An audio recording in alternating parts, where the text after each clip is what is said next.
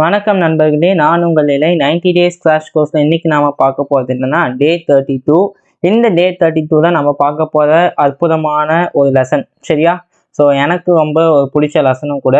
Okay, fluid mechanics அப்படின்னு சொல்லுவாங்க. அது ஃப்ளூயிட் மெக்கானிக்ஸ் அப்படின்னு சொல்லுவாங்க. அதாவது திரவ பொருட்களின் பண்புன்னு சொல்லுவாங்க, அல்லது திரவ பொருட்களின் எந்திரவியல் பண்புகள் அப்படின்னு சொல்லலாம் இது. சரியா? ஓகே, சரி. ஓகே, ஸோ இந்த ஃப்ளூயிட் மெக்கானிக்ஸில் இருக்குல்ல, அந்த ஃப்ளூயிட் மெக்கானிக்ஸில் முதல்ல திரவ பொருட்கள் அப்படின்னா என்னன்னு சொல்லிட்டு தெரிஞ்சுக்கணும். ஓகே, ஃபஸ்ட்டு பருப்பொருட்கள் என்னன்னா ஒரு விஷயம், ஜஸ்ட் அது நான் போன லெசன்லேயே சொல்லியிருக்கணும், பட் நான் சொல்லலை. பருப்பொருட்கள் அப்படின்னா என்னன்னு சொல்லிட்டு நான் சொல்லியிருக்கணும். சரியா? பருப்பொருட்கள் அப்படின்னு என்னன்னா வச்சுக்கேன், நம்ம அன்றாட வாழ்க்கையில நம்ம பார்க்கக்கூடிய பொருட்கள் எல்லாமே என்னன்னு சொல்லுவாங்க, பருப்பொருட்கள் அப்படின்னு தான் சொல்லுவாங்க. சரியா? இந்த பருப்பொருட்கள் வந்து பார்த்தா 3 விதமான பருப்பொருட்கள் இருக்குது. ஒன்று வந்து என்னது திண்மம், ஒன்று வந்து என்னது திண்ம பொருள், இன்னொன்று வந்து என்ன பொருள் அப்படின்னா திரவ பொருள், இன்னொன்று வந்து பார்த்தோன்னா என்னது வாயு. சரியா? ஓகே, இந்த திண்ம பொருட்கள் வந்து பார்த்தோன்னா வச்சுக்கேன், அதில் இருக்கக்கூடிய இப்போ எல்லா பொருட்களுமே வந்து பார்த்தோன்னா நம்மளுக்கு என்ன இருக்கு, என்னது துகள்களால் ஆனவைன்னு சொல்லிட்டு அனைத்து பொருட்களும் துகள்களால் ஆனவை. அந்த துகள்கள் வந்து என்னது, துகள்கள் எல்லாமே என்ன இருக்கு, அணுக்களால் இருக்கும். சரியா? அப்போ இந்த திண்மத்துல வந்து பார்த்தோன்னா அந்த அணுக்கள் இருக்கு இல்லையா, அந்த அணுக்கள் இருக்குல்ல, அந்த அணுக்கள் வந்து பார்த்தா ரொம்ப நெருக்கமாக அமைஞ்சிருக்கும். எப்படி இருக்கும்? நெருக்கமாக அமைஞ்சிருக்கும். அணுக்கள் என்ன இருக்கும், ரொம்ப நெருக்கமாக அமைஞ்சிருக்கும். சரியா? நெருக்கமாக அமைந்திருக்கும். ரைட்டா? இதே திரவ பொருட்கள் அதாவது எப்படி அமைஞ்சிருக்குன்னு பார்த்தோன்னா இது வந்து பண்ணோம் ஒரு திண்ம பொருள்னு வச்சுக்கேன். திண்ம பொருள்னு வச்சுக்கேன். அந்த திண்ம பொருட்கள்ல என்னோட அணுக்கள் இருக்குல்ல, அணுக்கள் வந்து பண்ணா ரொம்ப டைட்டா இந்த மாதிரி. ஸோ இதுக்கு நடுவில் ரொம்ப கேப்பே எல்லாம் ஆயிருக்கும், அமைஞ்சிருக்கும். புரியுதா? இந்த மாதிரி ஆயிருக்கும். சரியா? ரைட்? ஓகேப்பா. ஸோ நான் உனக்கு வந்து ஃபிசிக்ஸ் மட்டும்தான் இந்த வருஷத்துக்கு நான் நடத்த போகிறேன். அடுத்த வருஷம் என்ன கெமிஸ்ட்ரி 90 டேஸ் கிராஷ் கோர்ஸில் டீட்டெயிலாக நான் கெமிஸ்ட்ரி வந்து தமிழ் மீடியத்துக்கு நடத்துறேன். கெமிஸ்ட்ரியும் பயாலஜியும் சைமல்டேனியஸாக. ஓகே, திரவ பொருட்களை வந்து பார்த்தா அந்த அணுக்கள் வந்து ஓரளவுக்கு இடைவெளியோட காணப்படும். அணுக்கள் வந்து எப்படி இருக்கும், அணுக்கள் எப்படி இருக்கும், ஓரளவு இடைவெளியுடன் இருக்கும். ஓரளவு இடைவெளியுடன் காணப்படும். சரியா? ஓகே, ஓரளவு இடைவெளினா எப்படி, ஓரளவு இடைவெளி அப்படின்னா இங்க பார்த்துக்கோ, இது வந்து பண்ணானது என்ன திரவ பொருட்கள்னா சும்மா அங்க சும்மா கொஞ்சம் கேப் கொஞ்சம், ஸோ கொஞ்சம் இருக்கும். சொல்யூஷன் புரியுதா? சொல்யூஷன் புரியுதா? அப்போ இந்த திரவ பொருட்கள் இருக்குல்ல, இந்த திரவ பொருட்கள்ல வந்து பார்த்தா அப்படின்னா என்ன நடக்கும் தெரியுமா, ஸோ எதுவாக இருந்தாலும் சரி இதில் வந்து என்ன பண்ணும், ஸோ ஏதோ ஒரு துகள்கள் வந்து பண்ணால் ஃப்ளோ ஆகும். சொல்யூஷன் புரியுதா? Anything which can flow is known as fluid. சரியா? ஸோ இந்த திரவ பொருட்கள் வந்து என்ன பண்ணணும்னா எந்த ஒரு அமைப்பில் இருந்தாலும் சரி என்ன பண்ணும், அது ஊடுருவி செல்லக்கூடிய தன்மையுடையது. சரியா? இந்த திரவ பொருட்கள் எல்லாமே என்ன பண்ணும், ஊடுருவி செல்லக்கூடியது. இந்த திரவ பொருட்கள் எல்லாமே என்னது, ஊடுருவி செல்லும் திறனுடையது. என்னவா இருக்கும், ஊடுருவி செல்லும் திறன் உடையவை.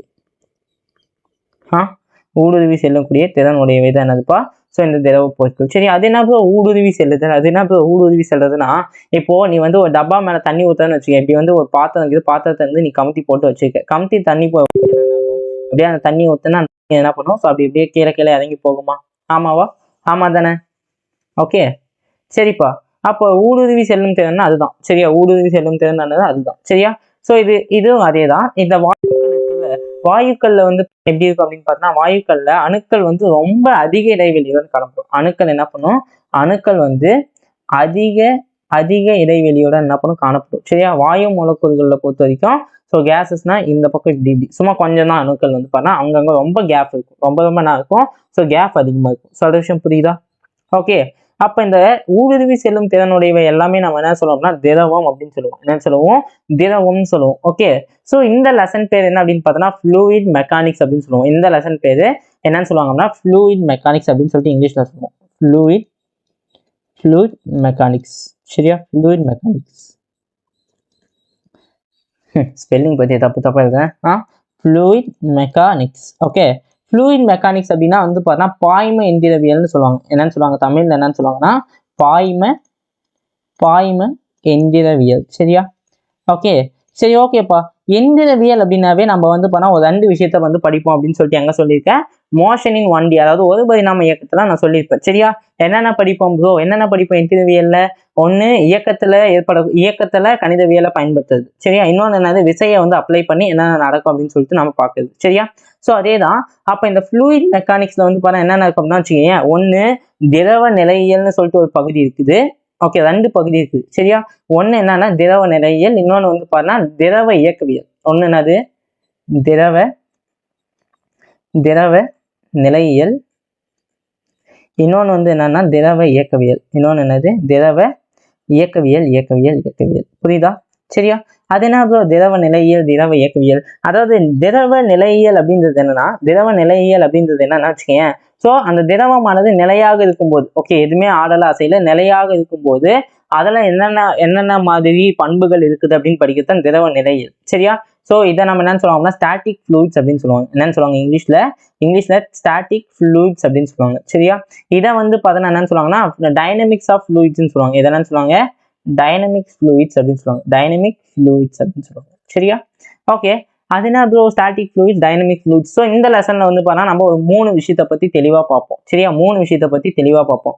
ஒன்னு ஸ்டாட்டிக் ஃப்ளூயிட்னா என்ன, ரெண்டாவது டைனமிக் ஃப்ளூயிட் அதாவது திரவ இயக்கவியல்னா என்ன, மூணாவது வந்து பார்த்தா பரப்பு இழு விசைன்னு சொல்லிட்டு ஒரு இம்பார்ட்டன்ட் கான்செப்ட் இருக்குது. மூணாவதா நம்ம படிக்கிறது இந்த லெசனை பொறுத்த வரைக்கும் என்னென்ன கவரேஜ் அப்படி இருக்குன்னா, முதல்ல இந்த லெசன்ல கவரேஜ் அப்படின்னு பார்த்தோன்னே முதல்ல இருக்கக்கூடியது என்னன்னா வச்சுக்கோங்க, முதல்ல என்னது திரவ நிலையியல், முதல்ல பார்க்கறது என்னது திரவ நிலையியல். ஓகே, சரியா? ரெண்டாவது பார்க்கறது என்னன்னா திரவ இயக்கவியல். ரெண்டாவது பார்க்கறது என்னது திரவ இயக்கவியல். ஓகே, மூணாவதா நம்ம பார்க்கறது என்ன அப்படின்னு பார்த்தோம்னா என்னதுப்பா, மூணாவதா பார்க்கறது என்னது, மூணாவதா பார்க்கறது வந்து பார்த்தோன்னா என்னுடைய பரப்பு இழுவிசை. மூணாவதா பார்க்கறது என்னது, என்னோட பரப்பு இழுவிசை. சரியா? ஓகே, இந்த 3த்தை பத்தி தான் நம்ம என்ன பண்ணுவோம்னா இந்த லெசன்ல தெளிவா பார்ப்போம்.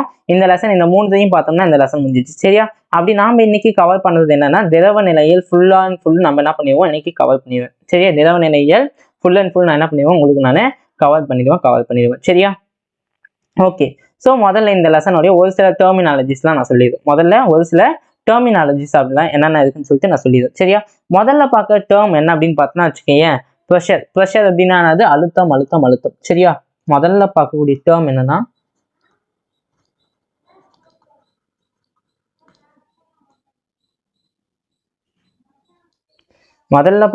வந்து என்னன்னா அழுத்தம். சரியா? அழுத்தம்னா என்னது, அழுத்தம் அப்படின்றது என்னன்னா ஒரு குறிப்பிட்ட ஒரு பரப்பளவு இருக்குதுப்பா. சரி, ஓகே, அழுத்தம் அப்படின்றது என்னன்னா வச்சுக்கோங்க, ஒன்றும் இல்லை, செங்குத்து விசை. ஓகே, செங்குத்து விசைனா பர்பெண்டிகுலர் ஃபோர்ஸ்ன்னு சொல்லுவாங்க, நார்மல் கிடையாது. செங்குத்து விசைனா நார்மல் கிடையாது. ஸோ எல்லாத்துக்கும் ஒரே பேர் தான் தமிழ்ல இருக்கும், ஆனா வேற.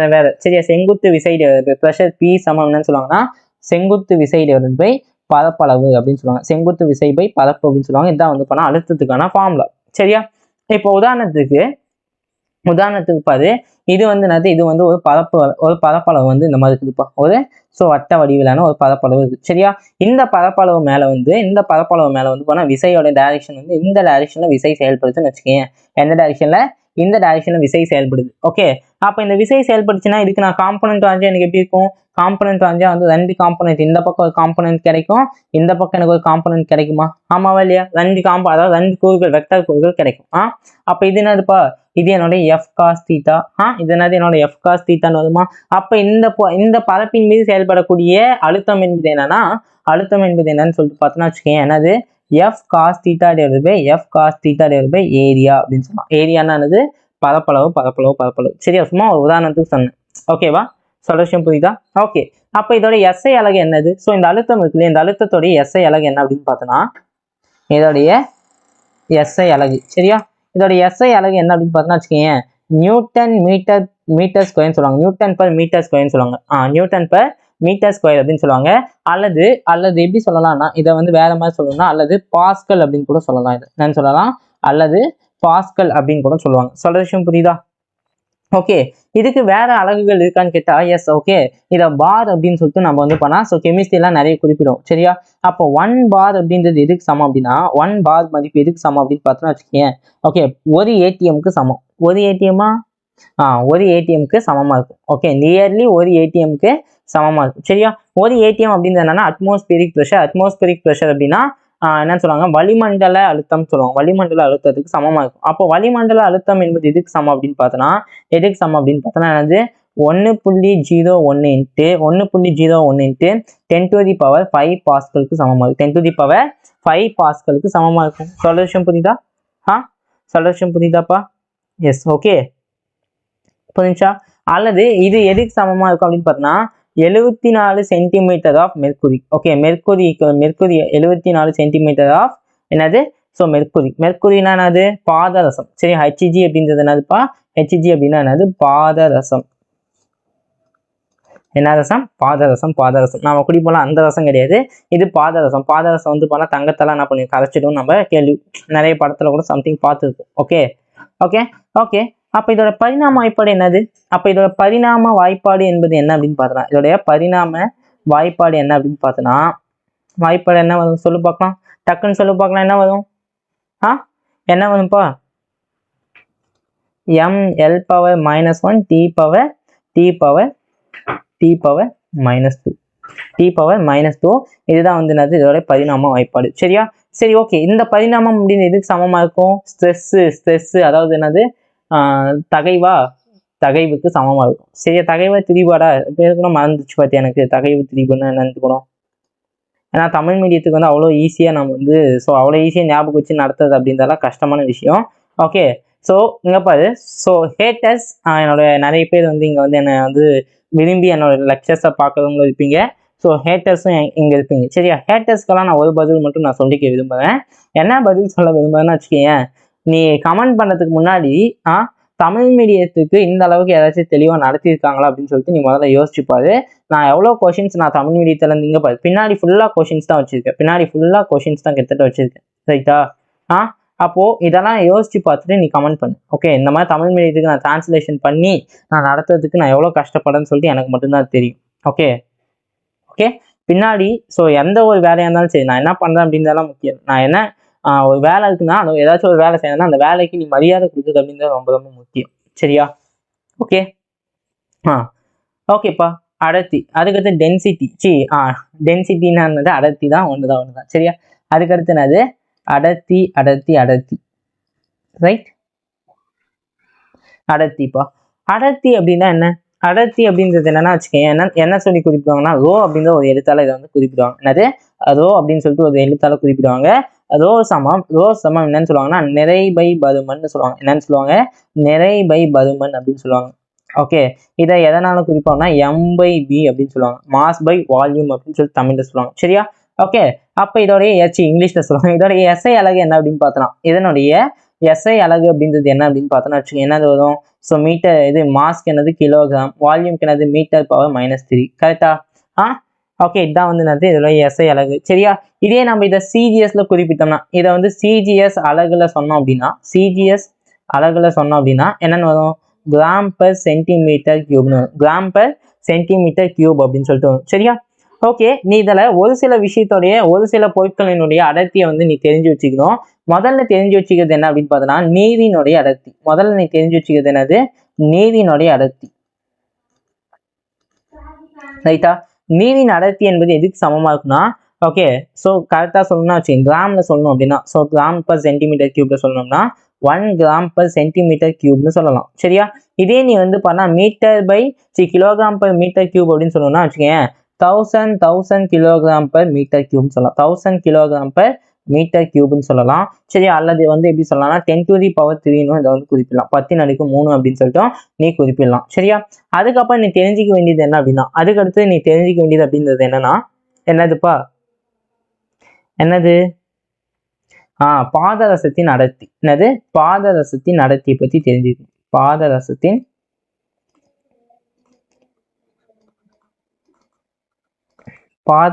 அடர்த்தி என்னன்னு தெரியும். சரியா? ஓகே, பாதரசத்தின் அடர்த்தி அப்படின்றது எதுக்கு சமமா இருக்குன்னா 13.6 g/cm3 சமமா இருக்கும். cm3 சமமா இருக்கும்.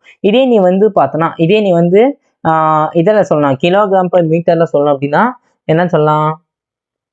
13,600 kilogram per centimetre cube metre கியூப்னு சொல்லலாம். 13,600 kilogram per centimetre cube metre cube அப்படின்னு கூட சொல்லலாம். சரியா? இது என்னது? பாதரசத்தினுடைய அடர்த்தி. சரியா? அதுக்கடுத்தது காற்றினுடைய அடர்த்தி. அதுக்கடுத்தது என்னது? காற்றினுடைய அடர்த்தி. காற்றின் அடர்த்தி எதுக்கு சமமா இருக்கும் அப்படின்னு பார்த்தோம்னா, காற்றின் அடர்த்தி எதுக்கு சமமா இருக்கும் அப்படின்னு பார்த்தோம்னா வச்சுக்கேன், எதுக்கு சமமா இருக்கும்? 1.29 கிலோகிராம் கிலோகிராம் மீட்டர் கியூபுக்கு சமமா இருக்கும். கிலோகிராம் பர் மீட்டர் கியூபுக்கு சமமா இருக்கும். சொல்ற விஷயம் புரியுதாப்பா? ஓகே ஓகே ஓகே ஓகே சரியா? அப்ப அடர்த்தியோட பரிணாம வாய்ப்பாடு என்னவா இருக்கும்? அடர்த்தியினுடைய பரிணாம வாய்ப்பாடு என்னவா இருக்கும்? ml⁻³ என்னது? ml⁻³ அப்படின்றது என்னது? இதோடைய பரிணாம வாய்ப்பாடு. இதனுடைய பரிணாம வாய்ப்பாடு. சொல்ற விஷயம் புரியுதா? Okay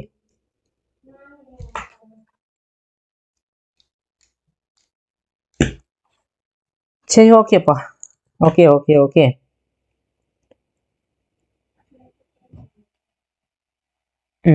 right. அடுத்து வந்து பார்த்தோன்னா ஒரு முக்கியமான கான்வர்சேஷன் அதாவது வந்து பார்த்தா முக்கிய அது என்ன கன்வர்ஷன் அப்படின்னா மாற்றுது. முக்கிய என்னடா அது பேர்? கன்வர்ஷன்னா தமிழ் என்னடா? முக்கிய மாற்றியம். சரி ஓகே, அது நான் என்னன்னு சொல்லிட்டு எழுத விரும்புகிறேன், எனக்கு தெரியல.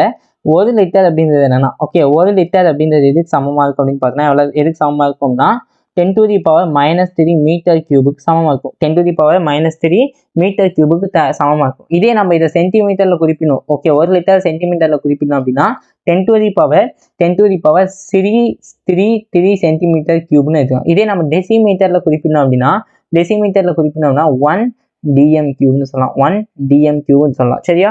ஸோ 1 லிட்டர் வந்து பண்ண மீட்டர்ல, ஸோ சென்டிமீட்டர்ல, இது வந்து பண்ண வால்யூம் 1 லிட்டர் அப்படின்னு 10⁻³ சரியா? ஓகே, அப்போ 10⁻³ சென்டிமீட்டர் கியூப். டெசிமீட்டர்ல சொன்னோம்னா இது வந்து பண்ண ஒரு முக்கியமான ஒரு முக்கியமான கன்வர்ஷன். ஆனால் அது வாயில நுழைய மாட்டேன். கான்வர்சேஷனா உரையாடிக்கிறது. கன்வர்ஷன் சரியா? கன்வர்ஷன் சரியா? ஓகேப்பா. அதுக்கடுத்து நம்ம பார்க்கக்கூடிய ஒரு முக்கியமான டாபிக் அப்படின்றது என்னன்னா ஒப்பீட்டு அடர்த்தின்னு சொல்லுவாங்க. என்ன அடர்த்தின்னு சொல்லுவாங்க? ஒப்பீட்டு அடர்த்தி. சரி, அது என்ன ப்ரோ ஒப்பீட்டு அடர்த்தி? ஒப்பீட்டு அடர்த்தினா ஒன்றும் இல்லை, 2 பொருட்களுக்கு இடையே உள்ள அடர்த்தியை நம்ம என்ன பண்ணுறதுன்னா ஒப்பீட்டு பார்க்கறது. சரியா? அதாவது ரிலேட்டிவ் டென்சிட்டி அல்லது ஸ்பெசிபிக் கிராவிட்டின்னு இதை சொல்லலாம். அல்லது என்னன்னு சொல்லலாம்னா என்னது குறிப்பிட்ட புவியியல்னு கூட சொல்லலாம். குறிப்பிட்ட புவியியல். சரி, அதாவது ஸ்பெசிபிக் கிராவிட்டி அப்படின்னு சொல்லுவாங்க. என்னன்னு சொல்லுவாங்க? ஸ்பெசிபிக் கிராவிட்டி அப்படின்னு சொல்லுவாங்க. சரியா? ஓகே, இப்போ ஒப்பீட்டு அடர்த்தி அப்படின்றத ஒப்பீடுறதுனாவே என்னது? 2 பொருட்களுக்கு இடையே இருக்கக்கூடிய ஸோ நம்ம ரிலேட்டிவ்ஸ்லாம் எப்படி கம்பேர் பண்ணுவாங்கல்ல, அதே மாதிரி தான் இதுவும். ஸோ ரிலேட்டிவ்னு சொல்லிட்டு எங்கெங்கெல்லாம் வருதோ அதெல்லாம் என்னது? கம்பேரிஷன். சரியா? ஓகே, அது எல்லாமே என்னது? கம்பேர் பண்ணி பேசுறது தான். ஓகேவா? அது எல்லாமே என்னது? ஒரு கம்பேர் பண்ணி பேசுறது தான். சரியா? அப்போ ரிலேட்டிவ் டென்சிட்டி ஆர்டி சமம். ரிலேட்டிவ் டென்சிட்டி சமம் என்னன்னு சொல்லலாம்னா, சரியா, அதாவது ஆர்டின்னு சொல்லுவாங்க. ஒப்பீட்டு அடர்த்தி என்பது என்னன்னா வச்சுக்கேன், பொருளினுடைய அடர்த்திக்கும், ஓகே பொருளின் அடர்த்தி குறிப்பிட்ட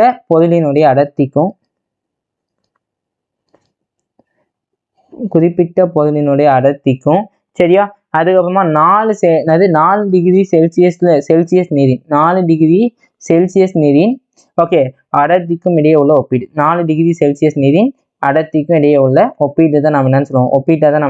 ஒப்பீட்டு அடர்த்தி அப்படின்னு சொல்லுவோம். புரிஞ்சா?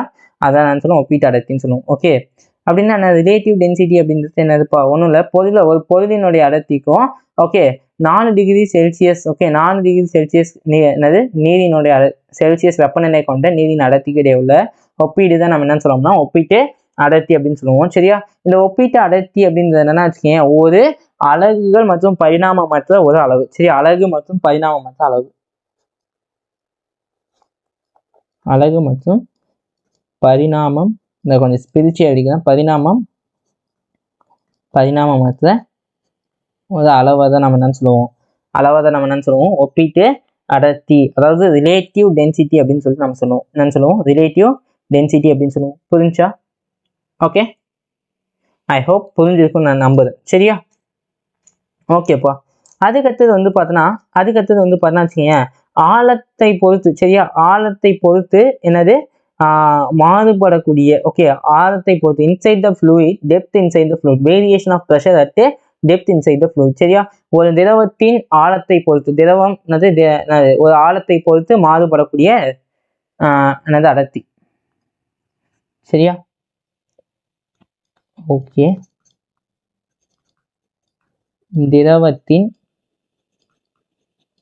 திரவத்தின் ஆழத்தை பொறுத்து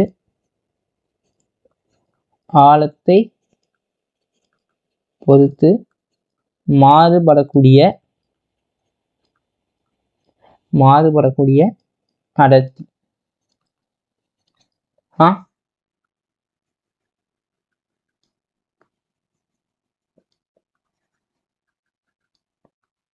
ஓகே ப்ரோ, என்ன ஏன் ப்ரோ சொல்ல வர, கொஞ்சம் தெளிவாக சொல்லி அப்படின்னா.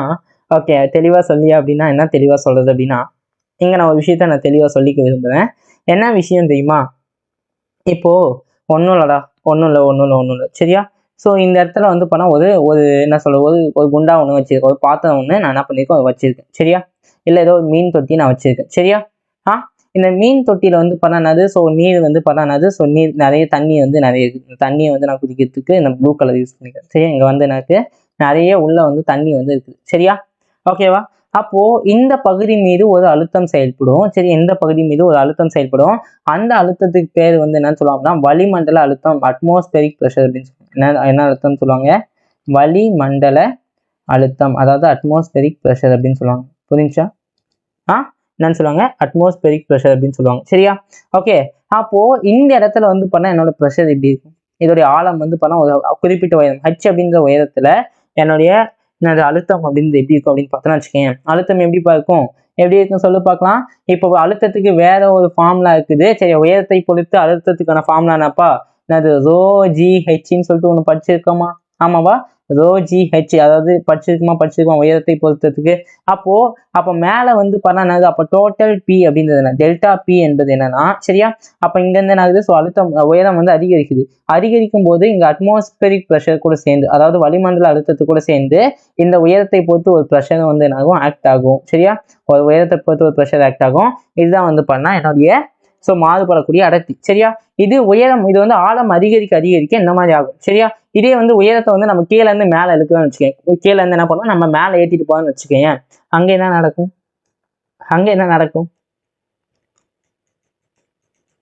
என்ன நடக்கும் சொல்லு பார்க்கலாம்.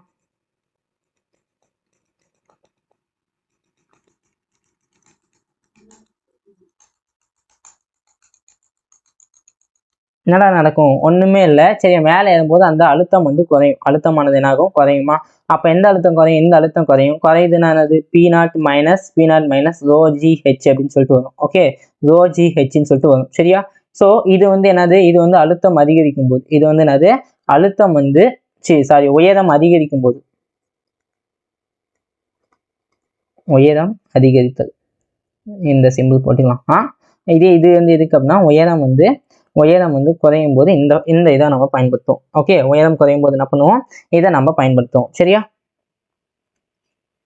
ஓ, இங்கேயே ஒரு ஸ்லைடு கட்டாதட்டுங்குதே, கட்டிக்குன்னு தான் நினைக்கிறேன், பார்க்கலாம். ரைட்டு, சரியா. ஸோ இப்போ பார்க்கறது வந்து இம்பார்ட்டன்ட் டாபிக், பாஸ்கல் விதி. இப்போ பார்க்கறது என்னது? ஒரு முக்கியமான, இப்போதான் லெசனுக்குள்ள வந்துருக்கோம்.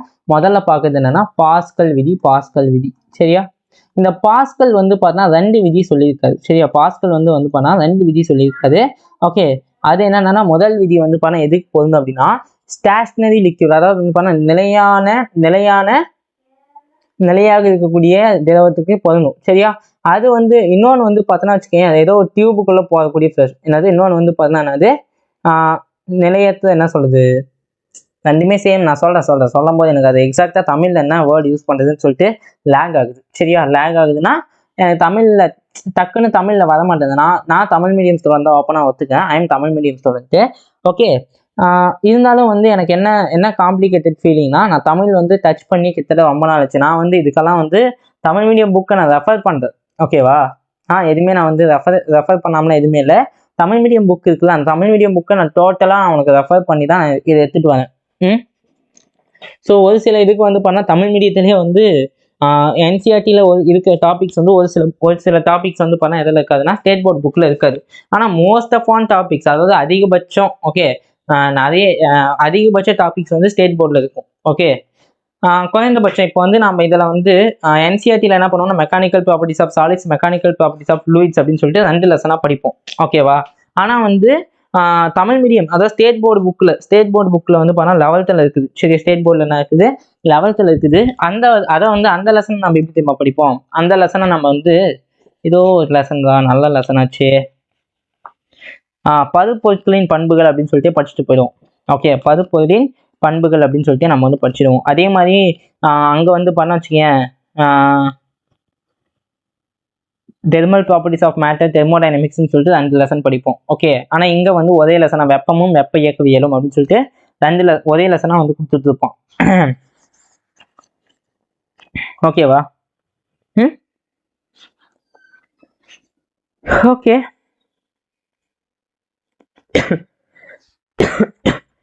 எனக்கு வேறு கொஞ்சம் உடம்பு சரியில்லை, அதனால தான் வந்து கொஞ்ச நாள் வந்து என்னால் ரெக்கார்டு கரெக்டாக வந்து ரெக்கார்ட் பண்ணிட்டு என்னால் வந்து இருக்க முடியல. சரியா?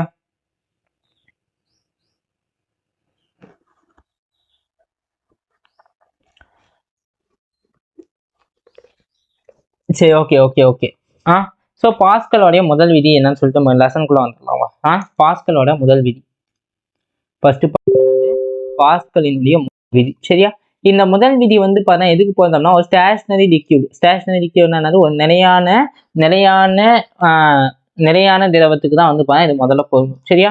அது என்ன அப்படின்னா வச்சுக்கேன், ஒன்றும் இல்லடா, இப்போ ஒரே ஆழத்துல வந்து பார்த்தோன்னா ஒரு குறிப்பிட்ட ஆழத்துல எக்கச்சக்கமான பாயிண்ட்ஸ் இருக்கு. இப்போ இது வந்து பார்த்தா ஒரு தொட்டி ஒன்று இருக்குது, ஒரு கண்ணாடி கிளாஸ் தொட்டி ஒன்று இருக்குது. சரியா? ஒரு தொட்டி ஒன்று இருக்குது. ஓகேவா? இதுக்குள்ள எனக்கு மொத்தமாக வந்து பண்ணால் நான் ஏதோ ஒரு லிக்யூட் ஒன்று வச்சிருக்கேன் தம்பி. சரியா? அப்போ இந்த இடத்துல வந்து பண்ணால் ஒரு பர்டிகுலராக வந்து பண்ணால் ஒரு லைன். சரியா? அப்போ இதுலேருந்து இந்த ஆழத்தில் வந்து பண்ணால் அது P1, இது P2, சரி, இது P3 அப்படின்னு சொல்லிட்டு மூணு வேற பாயிண்ட் இருக்குது. ஓகேவா? இதோடைய ஆழம் எல்லாமே வந்து பார்த்தா ஒரே ஆழத்துல இருக்குது. சரியா? ஒரே ஆழத்துல இருக்குது. ஓகேவா? அப்போ ஒரே ஆழத்துல இருக்கக்கூடிய அந்த புள்ளிகள்ல, அந்த ஒரே ஆழத்துல இருக்கக்கூடிய புள்ளிகள் இருக்கு இல்லையா, அந்த புள்ளிகளோட ப்ரெஷர், சரியா, இந்த எல்லாத்தோடைய ப்ரெஷர், இந்த இதுமே செயலக்கூடிய அனைத்து அழுத்தங்களும் எப்படி இருக்குன்னா சமமா இருக்கும் அப்படின்றத என்ன சொல்லுது அப்படின்னா இந்த முதல் விதி சொல்லுது. ஓகே, முதல் விதி என்ன சொல்லுது அப்படின்னா, சரியா, அதாவது இது முதல்ல எதுக்கு மட்டும்தான் பொருந்தும் அப்படின்னா இது முதல்ல பொருந்தது எதுக்கு அப்படின்னா நிலையான திரவத்துக்கு தான் இது வந்து முதல்ல பொருந்தும். சரியா? அப்போ இதோடைய டெஃபினேஷன் என்ன அப்படின்னு பார்த்தோன்னா, இதோட எக்ஸாக்ட் டெஃபினேஷன் என்ன அப்படின்னா, சரியா, அதாவது ஒரே ஆழத்தில் அமைந்திருக்கக்கூடிய ஒரே ஆழத்தில்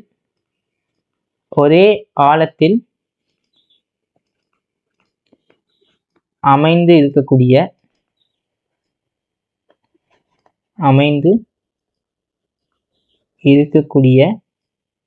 அனைத்து புள்ளிகளிலும்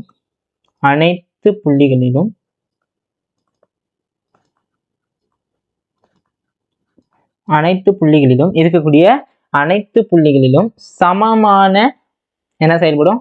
சமமான அழுத்தம் செயல்படும். அனைத்து புள்ளிகளிலும் இருக்கக்கூடிய அழுத்தம் சமம்.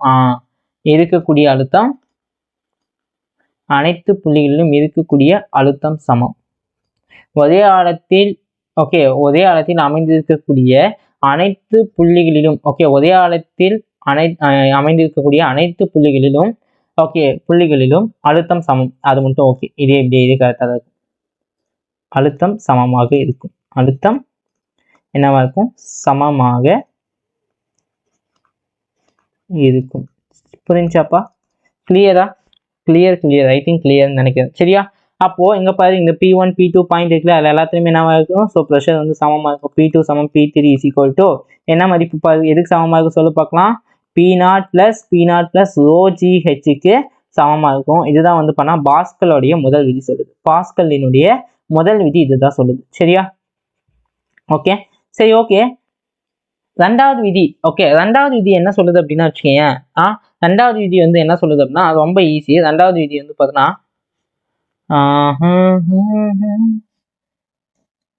ஓகே, ஒரு திரவத்தில் உள்ள ஒரு புள்ளியில அழுத்தம் மாறினால் அந்த மாறுபாடு மதிப்பு குறையாம திரவம் முழுவதும் என்ன பண்ணணும்னா பரப்பப்படும் சொல்றாங்க. சரியா? அந்த மாறுபாடு மதிப்பு என்ன பண்ணது? குறையாம அனைத்து பகுதிகளிலும் என்ன பண்ணணும்? அனைத்து பகுதிகளிலும் அதே மாதிரி பரப்பும்னு சொல்றாங்க. ஓகே, இப்போ ஓகே, ரெண்டாவது விதி பத்தி நான் தெளிவா சொல்றேன். இந்த இடத்துல வந்து ரெண்டாம் விதின்னு சொல்லிட்டு எழுதிக்கேன். ஓகே, இரண்டாம் விதி.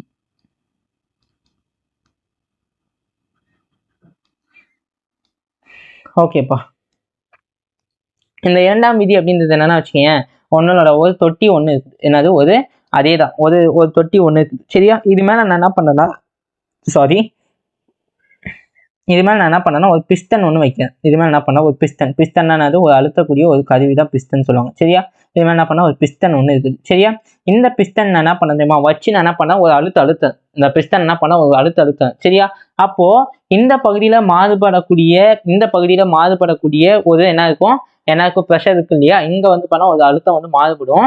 இந்த அழுத்தம் இங்க மாறுபடக்கூடிய அழுத்தம் இருக்கு இல்லையா, அது எல்லா இடத்துலயும் அப்படியே ஒரே மட்டும் என்ன பண்ணி விட்டோம், பரப்பிடும். என்ன பண்ணுவோம், பரப்பி விட்டுரும். அதை தான் வந்து என்ன சொல்றதுன்னா இந்த இரண்டாம் விதி சொல்லுது. அதை தான் என்ன சொல்லுது, இந்த இரண்டாம் விதி சொல்லுது. சரியா, அப்ப இரண்டாம் விதி என்ன சொல்லுதுன்னு சொல்லிட்டு எழுதலாமா? எஸ், இரண்டாம் விதி என்ன சொல்லுதுன்னு சொல்லிட்டு எழுதலாமா?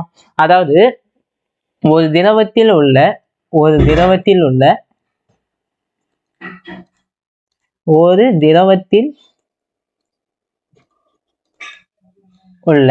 ஓகே, ஒரு புள்ளியில் அழுத்தம் மாறினால் ஒரு புள்ளியில் அழுத்தம், கொஞ்சம் ஹேண்ட் ரைட்டிங் அப்படி இப்படிதான் இருக்கும். ஒரு புள்ளியில் அழுத்தம் மாறினால், சரியா, ஒரு புள்ளியில் அழுத்தம் மாறினால் அந்த மாறுபாடு மதிப்பு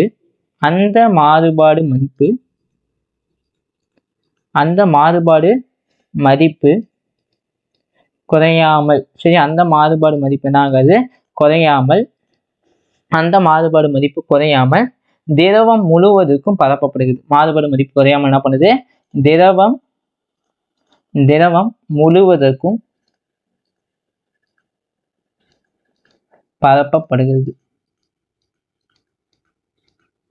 இதுதான் என்ன சொல்லுதுன்னா பாஸ்கல் இரண்டாம் விதி வந்து இதான் சொல்லுது. சரியா, சோ இது வந்து பாத்தா இது வந்து பாத்தா ரொம்ப முக்கியமா பயன்படக்கூடியது என்ன, எந்த இடம் அப்படின்னு பார்த்தோம்னா வச்சுக்கோங்க, நீரியல் தூக்கி, அதாவது ஹைட்ராலிக் லிஃப்ட் அப்படின்னு சொல்லுவாங்க. எங்க பயன்படுது, நீரியல் தூக்கி அப்படின்னு சொல்லிட்டு ஒரு கருவியில வந்து பண்ண என்ன பண்ணுது, பயன்படுது. நீரியல் தூக்கி அப்படின்னு சொல்லக்கூடிய ஒரு கருவியில பயன்படுது. சரியா, அது என்ன நீரியல் தூக்கி அப்படின்னா ஹைட்ராலிக் லிஃப்ட் அப்படின்னு சொல்லுவாங்களா தம்பி, ஹைட்ராலிக் லிஃப்ட் அப்படின்னு சொல்லுவாங்க. உதாரணத்துக்கு நான் தெளிவா ஒன்று சொல்றேன் பார்த்துக்கோ. இந்த இடத்துல வந்து இந்த இடத்துல என்ன இருக்கு, ஒரு டியூப் ஒன்று, சின்ன தம்புண்டு ஒரு டியூப் ஒன்று இருக்குது. ஓகேவா,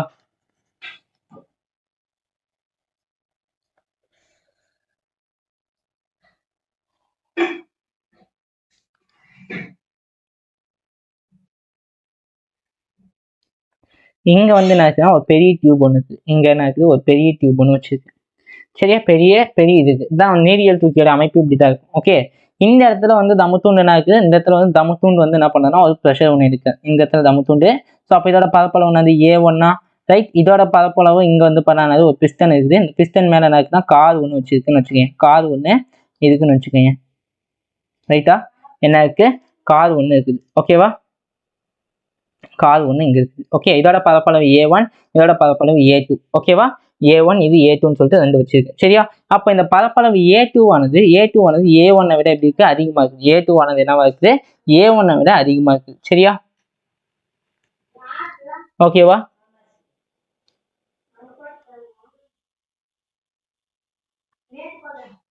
சரி, ஓகே.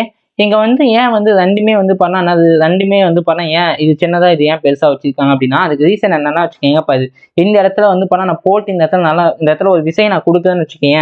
விசை வந்து என்ன பண்ணா F1 அப்படின்னு சொல்லிட்டு ஒரு விசையை கொடுக்குறோம்னா இதுல இருக்கக்கூடிய அந்த அழுத்தம் என்ன ஆகிட்டே இருக்கும், அழுத்தம் அப்படியே இதாகிட்டு அப்படியே இங்க குட்டியோன்னு இடத்துல அழுத்தம் வந்து இந்த இடத்துல ஆகும். ஸோ சின்னதா அப்படியே கம்மியா வந்துட்டே இருக்கும். ஓகே, இங்க வந்தவுடனே அது என்ன ஆகும், ஸோ இங்க வந்தவுடனே என்ன ஆகும், அழுத்தம் வந்து அது எல்லாத்துக்கும் சீரா பரப்பிடுமா, ஆமாவா, அப்ப இங்க அழுத்தம் வந்து அதிகமா இருக்கும், இந்த இடத்துல என்ன இருக்கும், அழுத்தம் வந்து பண்ணா குறைஞ்சிருக்கும். சரியா, இந்த இடத்துல வந்து அழுத்தம் வந்து என்ன ஆயிருக்கும், இங்க ஈக்குவலா டிஸ்ட்ரிபியூட் பண்ணிருக்கும். சரியா, இதே அளவுக்கு இந்த இடத்துல இருந்துச்சுன்னா வச்சுக்கோங்க, இங்க அழுத்தம் கொடுத்தனா இது என்ன புஷ்ன்னு மேல அடிச்சுட்டு போயிடும்.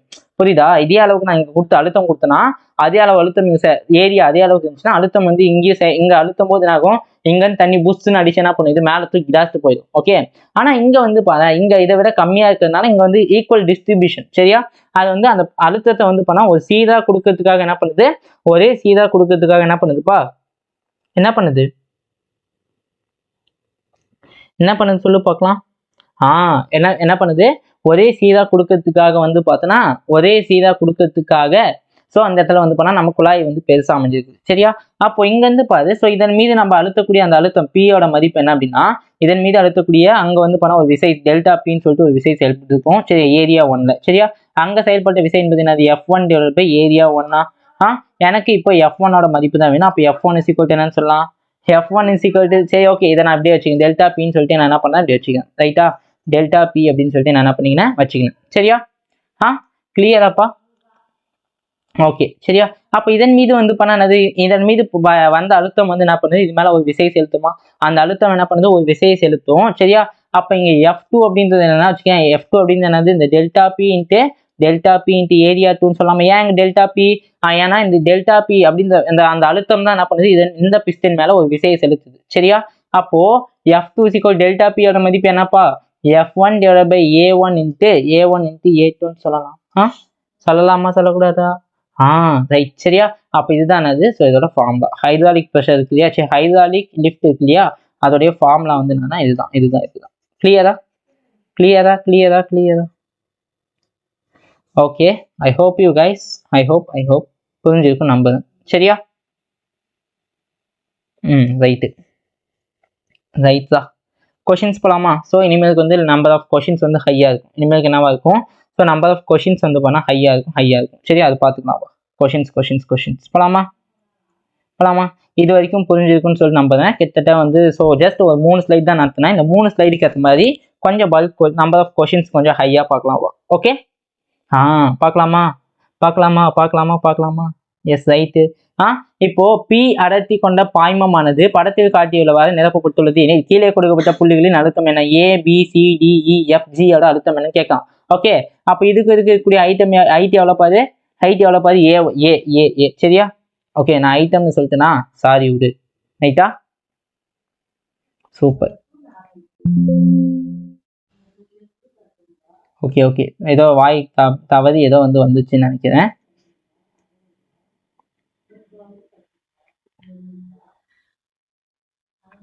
ஓகே, நோ இஷ்யூஸ், நான் பார்த்துக்கிறேன்.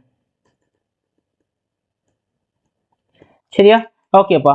அப்போ இதுக்கும் சேவ் பண்ணனா, ரைட்டு, சேவ் பண்ணலன்னா அவ்வளோதான். சரியா? இதுக்கு ஹைட்டு எவ்வளோ பார்த்தோன்னா H1 அப்படின்ற ஹைட் இருக்குது. ஓகே, H1 அப்படின்ற ஹைட் இருக்குது. ஓகேவா? சொல்யூஷன் பார்த்தா உயரம் எவ்வளோ, H1 அப்படின்ற உயரம் இருக்குதுப்பா.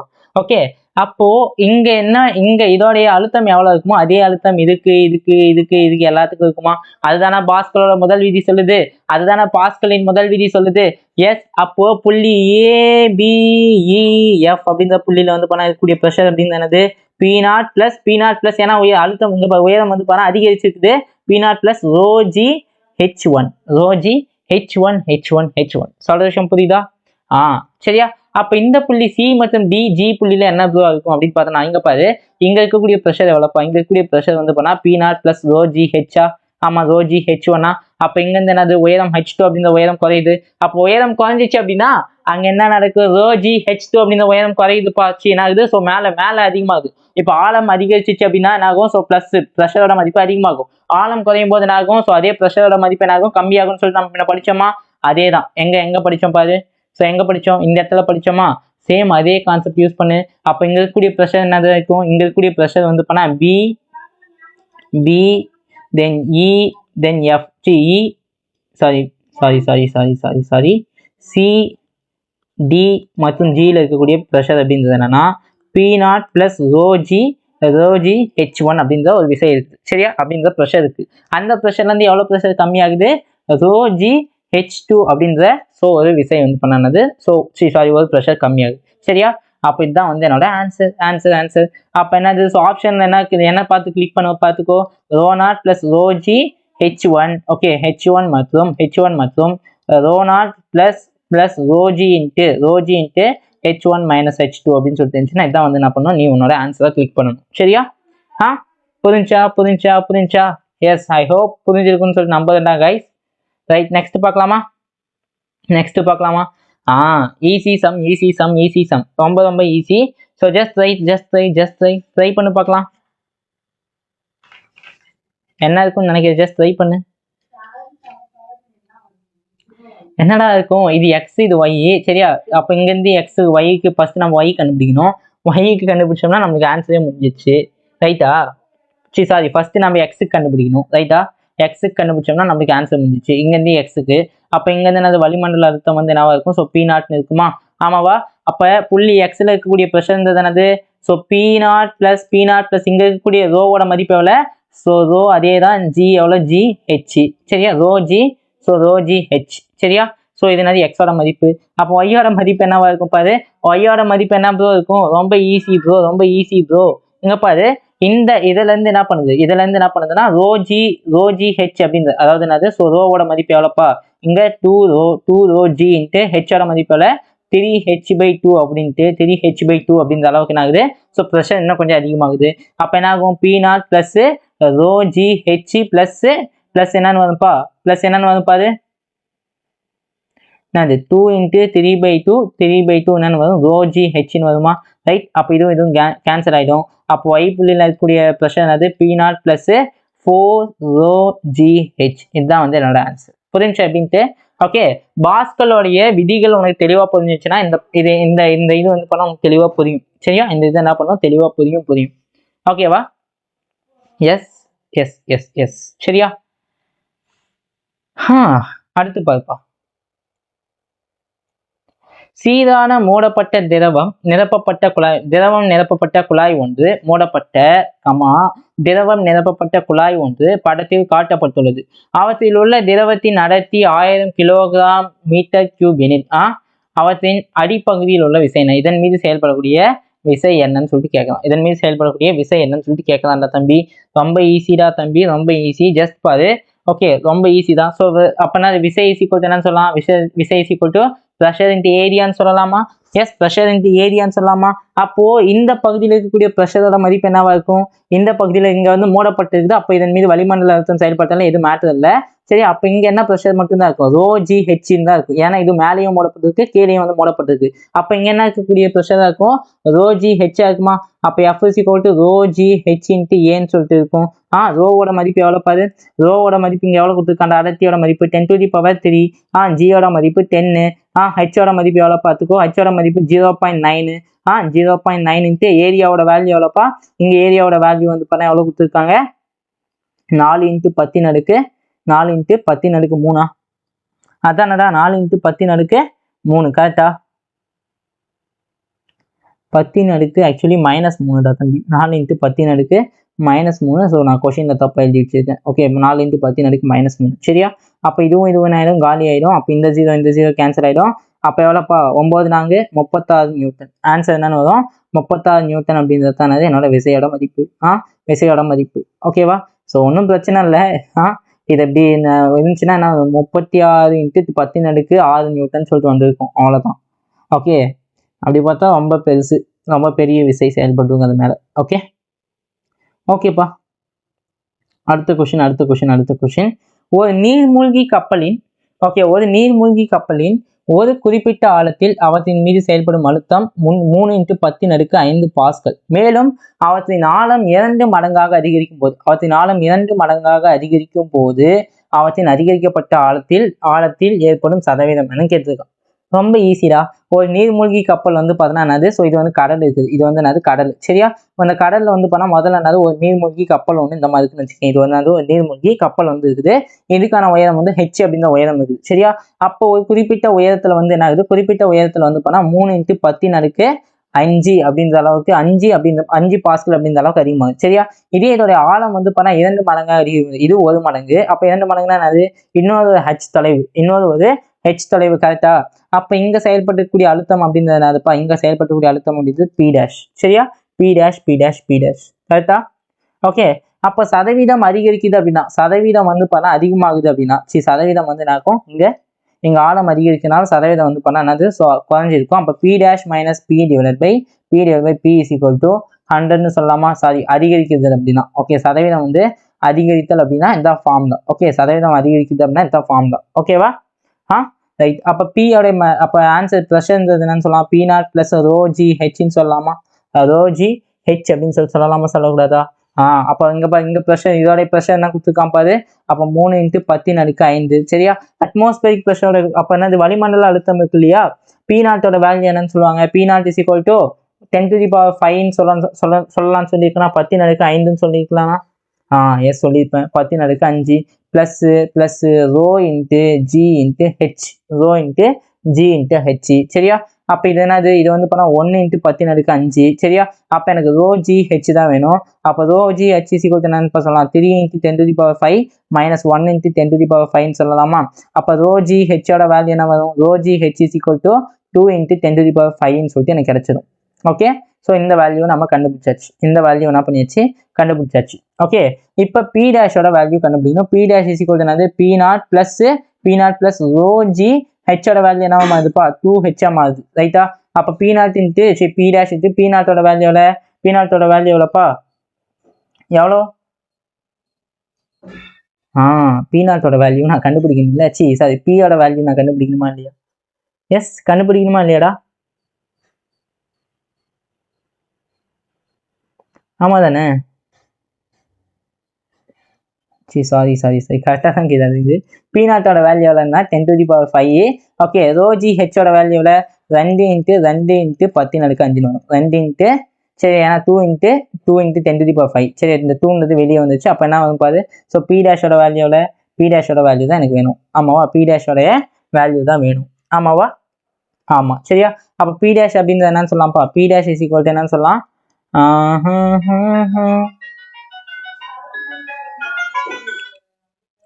ஓகே. ஸோ அப்போ என்னது ப்ளஸ், இது ஆக்சுவலி என்னது ப்ளஸ்ஸு. அப்போ என்ன ஆன்சர் வரும் பாரு. அப்போ என்ன ஆன்சர் வரும், 5 × 10⁵ சொல்லிட்டு வருமா. கிளாஸில் இருக்கேன்ப்பா, நான் கூப்பிடுவேன்.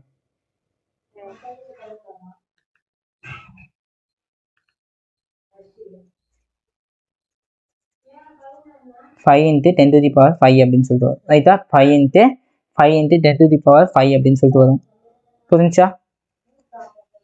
புரிஞ்சா, ஓகே ரைட். ஓகே, அப்போ சதவீதம் அதிகரித்த அந்த ஃபார்முலாவில் போட P' வேல்யூ என்னது, 5 × 10⁵ -2 -P வேல்யூ எவ்வளோப்பா, 3 × 10⁵, 3 × 10⁵ / ஸோ 3 × 10⁵ × 100%. அப்போ ஆன்சர் என்ன வரும் பாரு. ஸோ இந்த 10⁵ எப்படியோ காலி ஆகிடும், அது தெரிஞ்சு போன விஷயம் தான். இந்த 10⁵ ஆக்சுவலி காலி ஆகிடும். ஓகே, அப்போ என்னென்ன வந்து சதவீதம் அதிகரித்தல் அப்படின்னு என்னது, 200/3%. 200/3%. ஓகே, 200/3% அப்படின்றது என்னது, என்னோட ஆன்சர். சொல்யூஷன் புரியுதா, 200/3% அப்படின்றது 200/3ன்றது தான் என்னோட ஆன்சர்.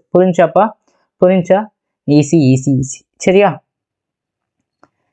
அடுத்து ஓகே, அடுத்து என்ன அப்படின்னா என்ன அப்படின்னு பார்த்தோன்னா வச்சுக்கோங்க, 2000 மீட்டர்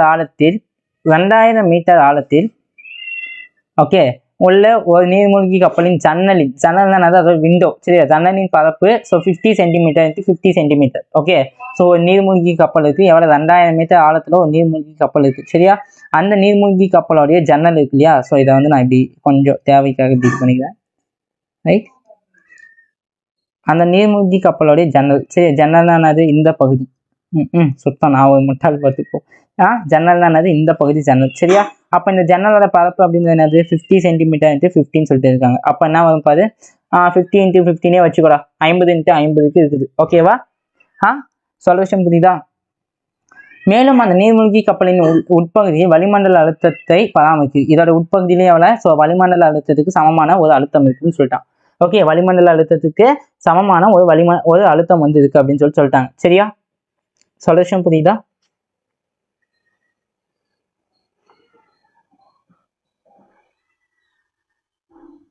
புரியுதாப்பா நான் சொல்றது என்னன்ட்டு.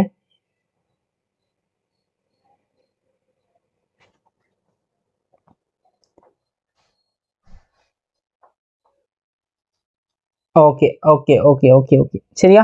அப்போ இங்க பாரு, இதன் மீது வந்து பண்ண ஒரு அழுத்தம் செயல்படுமா, அந்த அழுத்தம் என்னது, P0 + ρgh அப்படின்ற அழுத்தம் செயல்படாதா, செயல்படும். எஸ் ஆமாவா. அப்போ இதுக்கு ஃப்ரீ இங்க பாரு, ஸோ இதுக்கு ப்ளஸ் திசையில என்ன செயல்படுது, P0 அப்படின்னு செயல்படுது சரியா.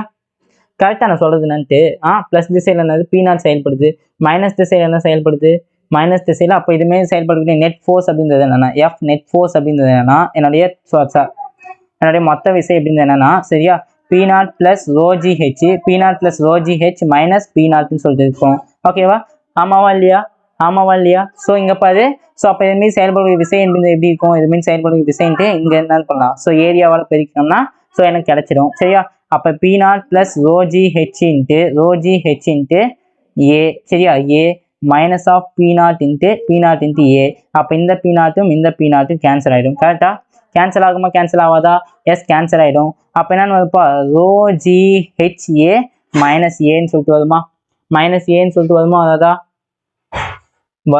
வராதா? ஆக்சுவலி இது டோட்டலாக காலி ஆகிடும். இதை உள்ள கொண்டு போயிட்டோம்னா என்ன ஆகிடும் பாரு P0 இங்கே ஒரு P0 காலி. அப்போ ஏ வந்து இது. ஸோ இது காலி ஆகிடும். ரைட்டு. அப்போ நான் ரோவோட மதிப்பு எவ்வளோ? டென்சிட்டியோட மதிப்பு ஸோ 10⁻3. ஜியோட மதிப்பு 10. ஹெச்சோட மதிப்பு எவ்வளோ? ஸோ 2000. 2000. ஓகே. ஏரியாவோட மதிப்பு எவ்வளோ பாரு? ஸோ ஏரியாவோட மதிப்பு எவ்வளோ? 2500 × 10⁻⁻4 -4ன்னு எழுதலாமா? 2500 × 10⁻⁻4ன்னு சொல்லிட்டு எழுதலாமா எழுதக்கூடாதா? எஸ். அப்போ இதுவும் காலி ஆயிடுச்சு. ஆமாம் தானே? காலி ஆயிடுச்சா இல்லையா? காலி ஆயிடுச்சு தானே? அப்போ என்ன ஆன்சர் வரும் பாரு. அப்போ என்னது 25 × 2 எவ்வளோ? 25 × 50 சரியா 50. அப்போ இங்கே ஒரு 6 0 வரும். 50 × 6 0வா? சாரி 5 0. ஓகே. 1 2 3 4 5 இந்த 50 இங்கே ஒரு 5 0. ஓகே 6 0 வந்துச்சு. அப்போ ஆன்சர் என்ன பாரு. அப்போ என்னோட நெட் ஃபோர்ஸ் அப்படின்றது என்னன்னா 5 × 10⁻6 நியூட்டன் அப்படின்றது நெட் ஃபோர்ஸ். சரியா? அதாவது உனக்கு ஆப்ஷன் எப்படி கொடுத்துருக்காங்க அப்படின்றத பாரு. இதை வந்து வேற எப்படி எழுதலாம்னா 50 × 10⁻5 நியூட்டன் கூட எழுதலாம். ஆப்ஷன் எப்படி கொடுத்துருக்காங்கன்னா அந்த மாதிரி நீ பார்த்து கிளிக் பண்ணிட்டு போயிட்டு. ஓகே. அதாவது ஃபில் பண்ணிட்டு போயிட்டே. மேபி ஸோ 2025 எக்ஸாம் மேபி ஆன்லைனாக இருக்கலாம் இல்லை ஆஃப்லைனாக இருக்கலாம். எனக்கு சரியே தெரியல. ஏன்னா வந்து ஆன்லைனில் வைக்கணும் அப்படின்ட்டு நிறைய அந்த மாதிரி வந்து பார்த்தீங்கன்னா என்னது பேச்சுகள் வந்து எழுந்துக்கிட்டு இருக்குது. ஓகே. அந்த மாதிரி பேச்சுகள் வந்து நான் இருக்குது. ஸோ எழுந்துட்டு இருக்குது. சொல்கிற விஷயம் புரியுதாப்பா?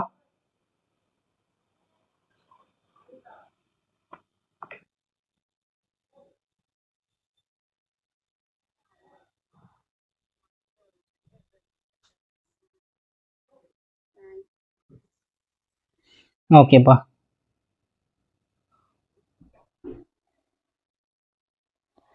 நெக்ஸ்ட் கீழ்கண்ட படத்திலிருந்து சரியா கீழ்கண்ட படத்திலிருந்து எதன் அடர்த்தி அதிகமாக இருக்கும்? இது எல்லாத்துக்கும் உயரம் சேம். எல்லாத்துக்கும் உயரம் வந்து நம்ம இருக்குது சேமா இருக்குது. சரியா? ஆனால் வடிவம் மட்டும் வேற மாதிரி இருக்குது. அப்போ உயரம் ஒரே மாதிரி இருந்துச்சுன்னா அங்கே அடர்த்தி என்னவா இருக்கும்? அடர்த்தியை வந்து பண்ண என்னவா இருக்கும்? சேமாக தான் இருக்கும். சரியா? அப்போ இங்கேருந்து நான் வந்து பார்த்தேன்னா இங்கேருந்து நான் சொல்ல வர விஷயம் என்னன்னா அடர்த்தின்றது டென்சிட்டி ரோ தானே? எஸ். சரியா? அப்போ அடர்த்தி அப்படின்றது வந்து பண்ண எதை மட்டும் டிபெண்ட் பண்ணியிருக்கும் அப்படின்னா வச்சுக்கேன் அதோடைய உயரத்தை மட்டும்தான் டிபெண்ட் பண்ணியிருக்குமே தவிர ஓகே உயரத்தை பொறுத்து மட்டுமே அமையுமே தவிர எதை பொறுத்து அமையாது வடிவத்தை பொறுத்து அமையாது. சரியா? அப்போ என்னது? ஸோ இதனால் பண்ணாது வடிவத்தை பொறுத்து அமையாது. சரியா? ஓகே. அப்போ இங்கே வந்து ரோ ஆனது எதை பொறுத்து அமையாது? வடிவத்தை பொறுத்து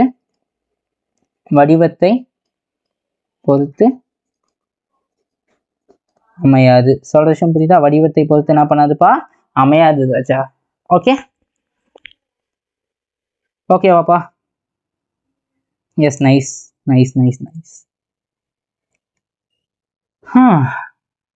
அதுக்கடுத்து வந்து பார்த்தோன்னா அதுக்கடுத்து ஐயோ இந்த ஒரு விஷயத்த நான் சொல்ல மறந்துட்டேனோ. ஏதாச்சும் நான் சொல்ல மறந்த எதுவும் விஷயம் ஏதாச்சும் இருக்கா அப்படின்னா எஸ் எதுவும் இல்லைன்னு நான் நினைக்கிறேன். ஓகே. காஜ் ப்ரெஷர் அப்படின்னு சொல்லிட்டு ஒரு விஷயம் இருக்குது. சரியா? Gauge pressure and absolute pressure அப்படின்னு சொல்லிட்டு ஒரு விஷயம் இருக்குது. பட் அது தமிழில் என்ன சொல்கிறது எனக்கு சரியாக தெரியலையே. அதுக்கே தெரியல. கேப் இருக்குன்னா எதுவும் எங்கேயும் கேப்பும் நான் விடலை. நான் வந்து விடலை.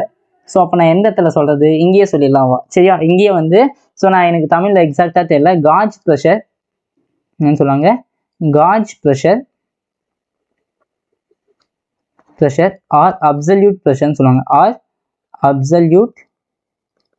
அப்சல்யூட் ப்ரெஷர்னு சொல்லுவாங்க. அதாவது தமிழில் சொல்லணும்னா அப்சல்யூட்னா வந்து ஒரு குறிப்பிட்ட அழுத்தம் அப்படின்னு சொல்லுவாங்க. என்னன்னு சொல்லுவாங்க? குறிப்பிட்ட அழுத்தம் அப்படின்னு சொல்லுவாங்க. ஓகேவா? ஓகே. தனிப்பிழை. சரியா? அதாவது அதான் குறிப்பிட்ட அழுத்தம். ஓகே. இது என்னன்னு சொல்லுவாங்க அப்படின்னா அல்லது குறிப்பிட்ட அழுத்தம்னு கூட சொல்லலாம். இது என்னன்னு சொல்லலாம்? குறிப்பிட்ட அழுத்தம் சொல்லலாம். இங்கிலீஷில் வந்து பண்ணால் வேற பேர் இருக்கலாம். ஆனால் தமிழில் வந்து பண்ணால் குறிப்பிட்ட அழுத்தம் மட்டும்தான். சரியா? அப்போ இங்கே பாரு எனக்கு ஃபார்முலா தெரியும்னா formula delta P is equal to என்னன்னு ஃபார்முலா தெரியும், P0 + ρgh தெரியுமா? எஸ், ρgh அப்படின்னு சொல்லி தெரியும். ஓகேவா?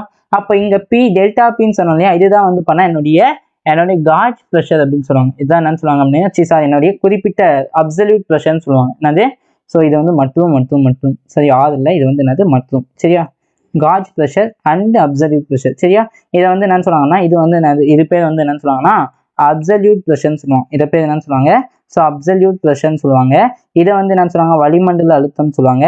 இது பேர் என்னன்னு சொல்லுவாங்கன்னா வளிமண்டல அழுத்தம் அப்படின்னு சொல்லுவாங்க. சரியா?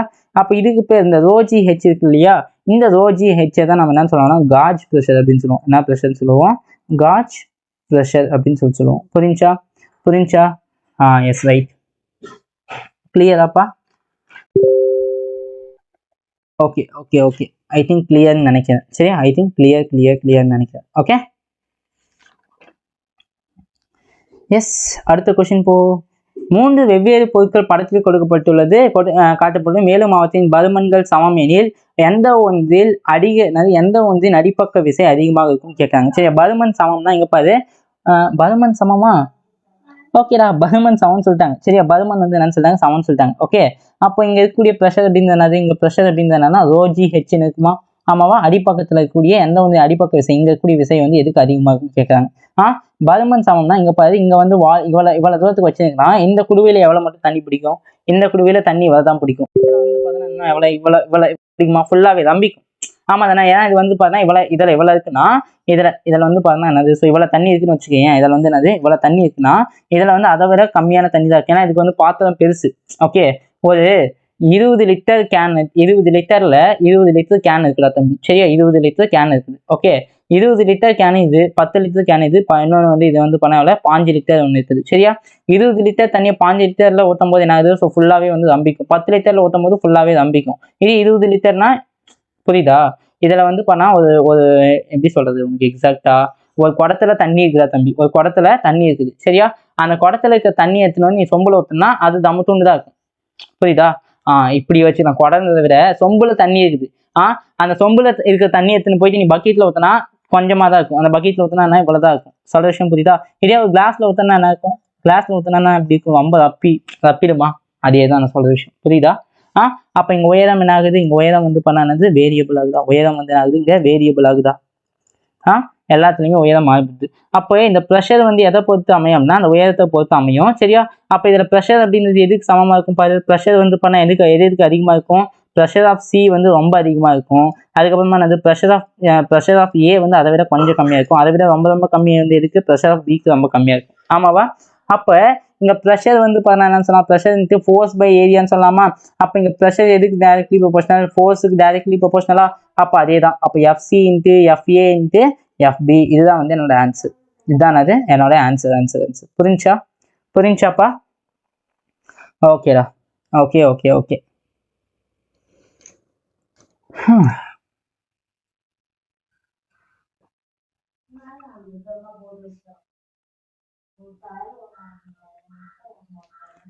ஓகே, ஸோ நெக்ஸ்ட் என்ன அப்படின்னா, ஓகே அடுத்து என்ன அப்படின்னு பார்த்தோன்னா வச்சுக்கோங்க. அடுத்து என்னது?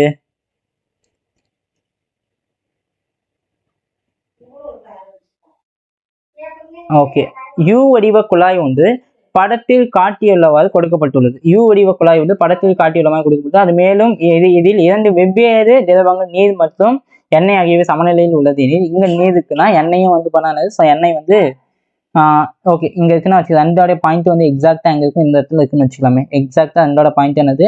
இந்த இடத்துல இருக்குன்னு வச்சுக்கலாமே. ஓகே எண்ணெய் இருக்குது அப்படின்னா ரெண்டுமே என்னது? சமநிலையில இருக்குது உள்ளது எனில் எண்ணெய் நடத்தின விச் மீன் வந்து ரெண்டுமே வந்து என்னது? ஸோ இந்த பக்கம் ஃபுல்லா எண்ணெய், இந்த பக்கம் ஃபுல்லா தண்ணி, இந்த நடுவில் வந்து பண்ணா பிரிஞ்சிருக்குன்னு வச்சுக்கோங்க. நடுவில் என்ன இருக்கு? பிரிஞ்சிருக்குன்னு வச்சுக்கோங்க. ஓகே, அப்போ இதுக்கும் நடுவில் இருக்கக்கூடிய டிஸ்டன்ஸ் எவ்வளோ பாரு. இந்த இடத்துல எண்ணெய் வந்து பண்ணா இங்க இருக்குதாமா, எண்ணெய் வந்து இந்த இடத்துல இருக்குது, இங்க தண்ணி வந்து இங்க இருக்குது. சரியா? ஓகேவா? நான் சொல்ற விஷயம் புரியுதா? ஓகே, அப்போ ரெண்டு சமநிலைன்னு இருக்குன்னா இந்த பாயிண்ட்ல எக்ஸாக்டா இருக்குமா? ஓகே, இந்த பாயிண்ட்ல எக்ஸாக்டா சமநிலையில இருக்குமா இருக்காதா? எஸ் இருக்கும். அப்போ இங்க தண்ணி மீது செயல்படக்கூடிய ப்ரெஷர் வந்து என்னது? So P0. இதன் மீது செயல்பட என்னது? வளிமண்டல அழுத்தம் என்னது? ஸோ P0 இங்க செயல்படும். சரியா? அப்ப இதன் மீது செயல்படக்கூடிய மொத்த அழுத்தம் அப்படின்றது P0 பிளஸ் என்னவா இருக்கும்? பாரு, ரோ எல்ஜியா இருக்குமா? ஆமா தானே, ரோ எல்ஜியா இருக்கும். புரிஞ்சா? எஸ். ஆனா இது மீது செயல்படக்கூடிய அழுத்தம் என்பது இதான் இருக்கும். இதன் மீது செயல்படக்கூடிய அழுத்தம் என்பது rho not plus S P not plus rho G. Okay, உயரம் இங்க என்னதுப்பா? டி பிளஸ் எல்லுக்கு சமமா இருக்கும். டி பிளஸ் எல்லுக்கு சமமா இருக்கும். சொல்யூஷன் புரியுதாப்பா? புரிஞ்சா? எஸ். சரியா? அப்ப இங்க இருக்கிறது என்னது? எண்ணெயினுடைய அடர்த்தி ஓ. சரியா? இங்க இருக்கிறது வந்து நீரினுடைய அடர்த்தி டபிள்யூ. சரியா? அப்ப என்னது? ஸோ பி நாட் பிளஸ் ரெண்டுமே சமநிலையில் இருக்குது. அப்போ P not plus rho o G into D plus எல்னு சொல்லலாம். D plus L is equal to okay rho P not plus rho W into எல்ஜின்னு சொல்லலாம். அப்போ இந்த பி நாட்டு கேன்சல் ஆயிடுச்சா? அப்போ இங்க பாரு ரோ நாட் இன்ட்டு ஜியோட வேல்யூல 10, டி பிளஸ் எல்லோட மதிப்பு எவ்வளோ? 150. ரைட்டா? 150 பிளஸ் இது வாட்டரோட அடர்த்தி என்பது என்னது? 10⁻³ இன்ட்டு அதானடா எல்லோட மதிப்பு என்னடா? ஸோ எல்லோட மதிப்பு வந்து பார்த்தா எவ்வளோ? 135 இன்ட்டு ஜியோட மதிப்பு வந்து பார்த்தா 10. சரி, ஜியோட மதிப்பு எவ்வளோ? 10. அப்போ எனக்கு ரோ நாட் தான் ஆச்சு. என்னது? அப்போ எனக்கு வந்து ஸோ எண்ணெயினுடைய அடர்த்தி தான் வேணும். அப்போ எண்ணெயினுடைய அடர்த்தி என்பது 10⁻³ இன்ட்டு 135 இன்ட்டு 10 டிவைட் பை என்னன்னு வருப்பா? 10 இன்ட்டு 150ன்னு சொல்லிட்டு வருமா? வராதா? அப்போ இதுவும் கேன்சல். சரியா? இதுவும் கேன்சல். அப்போ இந்த 0 இங்க 2ன்னு சொல்லிட்டு வந்துடும். ஆமாவா? அப்போ இதை வந்து அடிச்சோம்னா நினச்சி பாரு, 3×5 பாஞ்சு எவ்வளோ? 2×5 10, 7×5 35. அப்போ இது என்னன்னு வந்து பாரு 9×5 9×27. அப்போ இங்க என்னது? ஸோ அப்போ எண்ணெயினுடைய அடர்த்தி என்பது வந்து எதுக்கு சமமா இருக்கும்? எண்ணெயினுடைய அடர்த்தி வந்து போனா 900 kg/m3 சமமா. 900 kg/m3 சமமா இருக்கும். இதுதான் வந்து என்னோட ஆன்சர். இதான் அது என்னுடைய எண்ணெயினுடைய அடர்த்திக்கான ஃபார்முலா. எண்ணெயினுடைய அடர்த்தியோட மதிப்பு. ஓகேவா? சரியாப்பா? எஸ். சரியா? அதே அதே மாதிரி கொஷின் தான் தம்பி. எக்ஸாக்டா அதே மாதிரி கொஷின். ஓகே, இது வந்து 65, இது வந்து எவ்வளோ? 65. இது எல்லாமே 65. ஓகே, அப்போ இங்க வந்து பண்ண எண்ணெயினுடைய அடர்த்தி என்னன்னு சொல்லி கேட்கலாம். இங்க என்னது? சேம் எண்ணெயினுடைய அடர்த்தி என்னன்னு கேட்கலாம். அப்போ இங்க என்ன இருக்கும்? 2 பாயிண்ட். இந்த ஈக்குலிபிரியம் பாயிண்டா? இதுதான் ஈக்குலிபிரியம் பாயிண்ட். அப்போ இங்க ப்ரெஷர் எப்படி இருக்கும் பாரு? P0 பிளஸ் அதானே P0 பிளஸ் ரோஜி இன்ட்டு இங்க பாரு, இங்க வந்து 10 இன்ட்டு 65 பிளஸ் 65 100 எவ்வளோடா? 130 பிளஸ் 140ன்னு இருக்கும் இங்க. ஆமா தானே? 140 மில்லிமீட்டர்னு சொல்லிட்டு இருக்கும். சரியா? மில்லிமீட்டர் அந்த யூனிட்லாம் கேன்சல் ஆயிடும். ஆனா இங்க பாரு 140. இங்க பாரு, இங்க இருந்து தானே ப்ரெஷர் ஆரம்பிக்குது. அப்ப என்னது? வெறும் 130 தானே. ஆனா இங்க வந்து பண்ணது P0 பிளஸ் ரோஜி இங்க எவ்வளோ? 140ன்னு சொல்லிட்டு வந்துடும். ஆமாவா? அப்ப 2 சமநிலைக்கு போடு. என்ன வரும்? P0 plus rho G into 140. Okay, இங்க ஆயில் இஸ் ஈக்குவல் டு எவ்வளோப்பா? P0 plus rho G into 130. அப்ப இந்த 0 கேன்சல், இந்த ஜியும் கேன்சல், இந்த P0 கேன்சல். கரெக்டா? அப்ப என்னது? Rho not is equal to என்னன்னு வரும்ப்பா? 10⁻³ இன்ட்டு 13 டிவைடட் பை அதானே 13/14ன்னு சொல்லிட்டு வரும். கரெக்டா? 13/14ன்னு சொல்லிட்டு வரும். அப்போ கேன்சல் பண்ண பார்க்கலாம். Rho not is equal to என்னன்னு வரும் பாரு? Rho not is equal to எவ்வளோன்னு வரும்?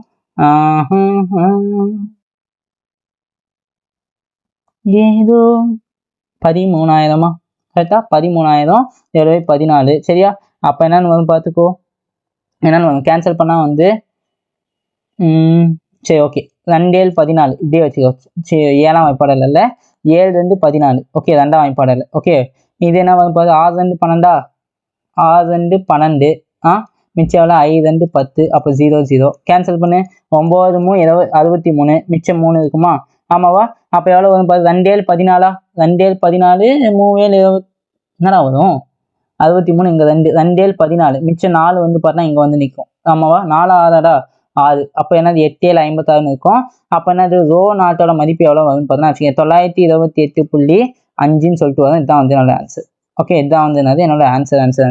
ஸோ ஆப்ஷன்ல வந்து பார்த்தா 929 கொடுத்துருந்தானா அதுவும் வந்து கரெக்ட் தான். சரியா? உனக்கு வந்து எப்படி ஆப்ஷன் எப்படி கொடுத்துருக்கானோ அந்த மாதிரி பார்த்து நீ கரெக்ட் பண்ணிக்கோ. ஃப்ராக்ஷனாக வருது நீ என்ன பண்ணிக்கோ, அங்கே வந்து கரெக்ட் பண்ணிக்கோ. இது வந்து பார்த்தோன்னா அடுத்த கொஸ்டின் இருக்குல்ல, இந்த கொஸ்டின் வந்து பார்த்தோன்னா உன்னுடைய ஹோம் ஒர்க் தான். இந்த கொஸ்டின் வந்து என்னது? உன்னுடைய ஹோம் ஒர்க்லாம் வேணாம், நானே சால்வ் பண்ணவா? என்ன போயிருக்கு? இது ரெண்டுமே சமமா இருக்கு. இங்க என்ன செயல்படும்? P0 செயல்படுமா? இங்கேயும் என்ன செயல்படும், P0 செயல்படுமா? எஸ். அப்போ இதுக்கும் இந்த பக்கம் என்னது, இடது புறம் வந்து என்ன வச்சிருக்காங்களாமா, இடது புறம் வந்து நீர் வச்சிருக்காங்க, வாட்டர். அப்போ தண்ணிக்கு வந்து பார்த்தா என்ன, தண்ணிக்கு இருக்கக்கூடிய ப்ரெஷர் வந்து என்னது, P0 + ρg. ஹெச்சோட மதிப்பு எவ்வளோடா, ஹெச்சோட மதிப்பு 15. கரெக்டா? அப்போ இங்கே என்ன இருக்கும், இங்கே அதேதான் P0 + ρg. ஓகே, ρg ஹெச்சோட மதிப்பு எவ்வளோ, 20 இருக்கும். அப்போ ரெண்டுத்தையும் சமன்படுத்தினா வேலை முடிஞ்சிச்சு. P0 + ρg h, ρg 15 plus P0 + ρg 20. கரெக்டா? அப்போ இதுவும் இது அப்புறமா இந்த P0லாம் கேன்சல் ஆகிடும். மிச்சம் என்னவா இருக்கும் பாரு, ρO என்னன்னு பார்ப்போம். ρO = 10^3 × 10^3 × 20/15 சொல்லிட்டு வரும். ஆமாவா? 10^3 / 20/15 வருமா வராதா? வருமா வராதா? கரெக்டாக நான் போடுறது. இங்கே என்ன தானே வச்சிருக்கானுங்க, ஆமா தானே? எஸ். அப்போ எனக்கு இது தானே வேணும். ஓகே, இதுதான் வேணும். இது ஆயில், இது வந்து என்னது, வாட்டர். ஓகே, அப்போ என்னது ஆயில் எவ்வளோ, 10^3 × 15/20. சரியா? அப்போ இதை வந்து நான் 1000 கன்வெர்ட் பண்ணிக்கிறேன். இப்போ பார்த்துக்கோ, 1000 × 15/20 சொல்லிட்டு இருக்குமா, இந்த 0 கேன்சல். அப்போ 50 சொல்லிட்டு வரும். அப்போ I15 எவ்வளோ, 75. அப்போ என்னது ஆயில், இது என்னது பாது, இதோட அடர்த்தி, எதோட அடர்த்திடா, இந்த நீரின் எண்ணெயினோட அடர்த்தி என்பது எவ்வளோ, 750 kg/m3. kg/m3. That's the answer. இதுதான் அது என்னோட ஆன்சர். புரிஞ்சா? ஓகேப்பா. அடுத்து பார்க்கறது என்ன அப்படின்னு பார்த்தோன்னா, காற்றழுத்தமானி. சரியா? காற்றழுத்தமானி. ஓகே, காற்றழுத்தமானி என்னன்னு சொல்லுவாங்க அப்படின்னா, பாரோமீட்டர் அப்படின்னு சொல்லுவாங்க. காற்றழுத்தமானி என்னன்னு சொல்லுவாங்க, பாரோமீட்டர் அப்படின்னு சொல்லுவாங்க. காற்றழுத்தமானி. சரியா? காற்றழுத்தமானினா என்னன்னு சொல்லுவாங்க இங்கிலீஷ்ல அப்படின்னு பார்த்தோன்னா, பாரோமீட்டர் அப்படின்னு சொல்லுவாங்க. என்னன்னு சொல்லுவாங்க, பாரோமீட்டர் அப்படின்னு சொல்லுவாங்க. சரியா? இந்த காற்றழுத்தமானியோட வரைபடம் வந்து பார்த்தா, இங்க பாரு, டயக்ராம் நான் இங்க கொடுத்துருக்கேன். காற்றழுத்தமானியோட டயக்ராம் நான் என்ன பண்ணியிருக்கேன், இந்த இடத்துல நான் கொடுத்துருக்கேன். தெரியுதா? எஸ், தெரியுதா? ஓகே, இதுதான் வந்து பார்த்தா காற்றழுத்தமானி. இது 760. ஸோ இது எக்ஸாக்டாக எல்லாமே கரெக்டாக தான் கொடுத்துருக்காங்க. இதை நான் கொஞ்சம் உனக்கு ப்ராப்பராக நான் எக்ஸ்பிளனேஷன் கொடுக்க விரும்புகிறேன். ப்ராப்பராக நான் என்ன பண்ணுறேன், ஸோ எக்ஸ்பிளனேஷன் கொடுப்பேன். சரியா?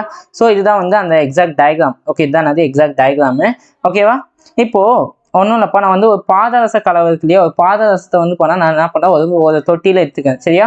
ஒரு வாட்டர் டேங்க்கில் நான் என்ன பண்ணிக்கிறேன், எடுத்துக்கிறேன். ஒரு நீர் தொட்டியில் நான் பாதரசத்தை நான் எடுத்துக்கிறேன். ஓகே, பாதரசம்.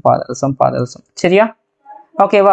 இங்கே என்ன வச்சிருக்கேன்னா, இந்த இடத்துல நான் என்ன பண்ணியிருக்கேன்னா, ஒரு காற்றழுத்தமானி ஒன்று வச்சிருக்கேன். இந்த இடத்துல என்ன பண்ணியிருக்கேன், ஒரு காற்றழுத்தமானி ஒன்று நான் வச்சிருக்கேன். ரைட்டா? இது என்னது, காற்றழுத்தமானி. இதுக்குள்ள ஃபுல்லாக என்ன இருக்குது, பாதரசம் இருக்குது. சரியா?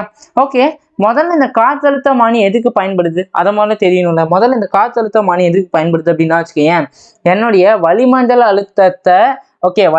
அழுத்தத்தை அளவிடுறதுக்கு என்ன பண்ணுது, இந்த காற்றழுத்தமானி அப்படின்றது பயன்படுது. எதுக்கு பயன்படுது அப்படின்னு பார்த்தோன்னா, வளிமண்டல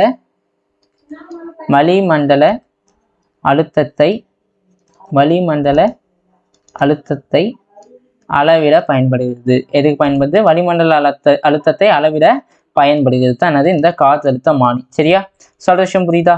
ஓகே, அப்போ இந்த காற்றழுத்தமானிக்குள்ள இது ஃபுல்லா என்ன இருக்கும் அப்படின்னா, மெர்க்குரி இருக்கும். இதுக்குள்ளே என்ன இருக்கும், ஸோ பாதரசம் இருக்கும். சரியா? இப்போ நான் என்ன பண்றேன், இதை நான் வந்து என்ன பண்றேன், ஸோ பிடிச்சிக்கிறேன். இப்படி நான் பிடிச்சிக்கிறேன். சரியா? இந்த இடத்துல வச்சு நான் இப்படி வந்து பிடிச்சிக்கிறேன். ரைட்டா? ஓகே, இது எடுத்துட்டு போயிட்டு அப்படியே நான் இதில் கமுத்தினேன் அப்படின்னா, என்ன தெரியுமா நடக்கும், கமுத்தும் போது இதை நான் அப்படியே போட்டு கமுத்திட்டேன் அப்படின்னா வச்சுக்கேன், லைக் இது அந்த தொட்டி. ஓகே, இது அந்த இது என்னது, அந்த ஸோ பாதரசமானி. சரி, இது என்னது, பாதரசமானி. ஓகே, அதாவது காற்றழுத்தமானி. ஓகேவா? அப்போ இது ஃபுல்லாக பாதரசம் இருக்குமா, இதை நான் இந்த கைவிரலை என்ன பண்ணுறேன்னா, இங்கே வந்து கைவிரலை அழுத்தி வச்சுருங்க, கட்டவிரலை அழுத்தி வச்சுருங்க. கட்டவிரலை விட்டோன்னு என்ன பண்ணும், அப்படி புது சொல்லிட்டு இது வரைக்கும் என்ன இருக்கும், பாதரசம் நிரம்பி இருக்கும். ரைட்டா? ஜஸ்ட் அசியூம் பாதரசம் நிரம்பி இருக்குமா, இருக்காதா? பாதரசம் அமைஞ்சிருக்கும். சரியா? அப்போ இந்த இடத்துல ஓகே, இந்த வெற்றிட பகுதி இருக்கு இல்லையா, இந்த இடத்துல வந்து போனா ஒரு வெற்றிடம் வந்து இருக்குது. சரியா? அந்த வெற்றிடத்திலேயே என்னுடைய அழுத்தம் வந்து பார்த்தோன்னா சுழியமா இருக்கும். அந்த இடத்துல எந்த விதமான அழுத்தமும் இருக்காது. சரியா? ஓகேவா? அப்போ இந்த இடத்துல செயல்படக்கூடிய என்னது அழுத்தம் என்பது என்னது, என்னுடைய வளிமண்டல அழுத்தம் P0. சரியா? P0 கரெக்டா? ஓகே, அப்போ இதுக்கும் இருக்கக்கூடிய தொலைவு எவ்வளோன்னு பார்த்தோன்னா 76 சென்டிமீட்டர். அதை தான் வந்து இந்த டயக்ராம்ல 760 மில்லிமீட்டர்னு கொடுத்துருப்பான்.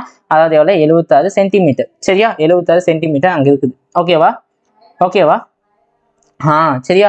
அப்ப இங்க பி நாட்னா இந்த இடத்துல கூடிய இங்க கூடிய அழுத்தமும் என்னவா இருக்கும், சேம் அதே பி நாட்னு இருக்குமா இந்த இடத்துல கூடிய அழுத்தமும். ஓகே, அப்போ இந்த பகுதியில செயல்படக்கூடிய அந்த அட்மாஸ்பரிக் ப்ரெஷர் பி நாட் அப்படின்றது என்னன்னா எனக்கு ρgHக்கு சமமா இருக்கும். ρgHக்கு சமமா இருக்கும். சொல்ற விஷயம் புரியுதா? இங்க ரோ அப்படின்றது என்னது, பாதரசத்தினுடைய அழுத்தம். கரெக்டா? பாதரசத்தினுடைய அழுத்தம், பாதரசத்தினுடைய அடர்த்தி. பாதரசத்தின் அடர்த்தி என்பது எவ்வளவு, 13,600. ரைட்டா? ஆமா தானே, அதை தானே பார்த்தோம் ஃபர்ஸ்ட் இல்லை, ஃபர்ஸ்ட்ல நம்ம அதை தானே பார்த்தோம். அந்த அடர்த்தின்னு சொல்லிட்டு ஒரு கான்செப்ட் வரும்போது அதை பார்த்தோமா இல்லையா? எங்க எங்க எங்க தோ இருக்கா? எஸ் இருக்கு. சரியா, அதை பார்த்தோம். ஓகே, அதே தான் இங்கேயும் பயன்படுத்தப்போம். 13,600, ஜியோட மதிப்பு 10, உயரத்தோட மதிப்பு எவ்வளோ பாரு, உயரத்தோட மதிப்பு வந்து போனால் 76/100ன்னு சொல்லிட்டு எல்லாமே இதை மீட்டராக மாற்றும் போது சென்டிமீட்டர் மாற்றும் 100. ஓகேவா?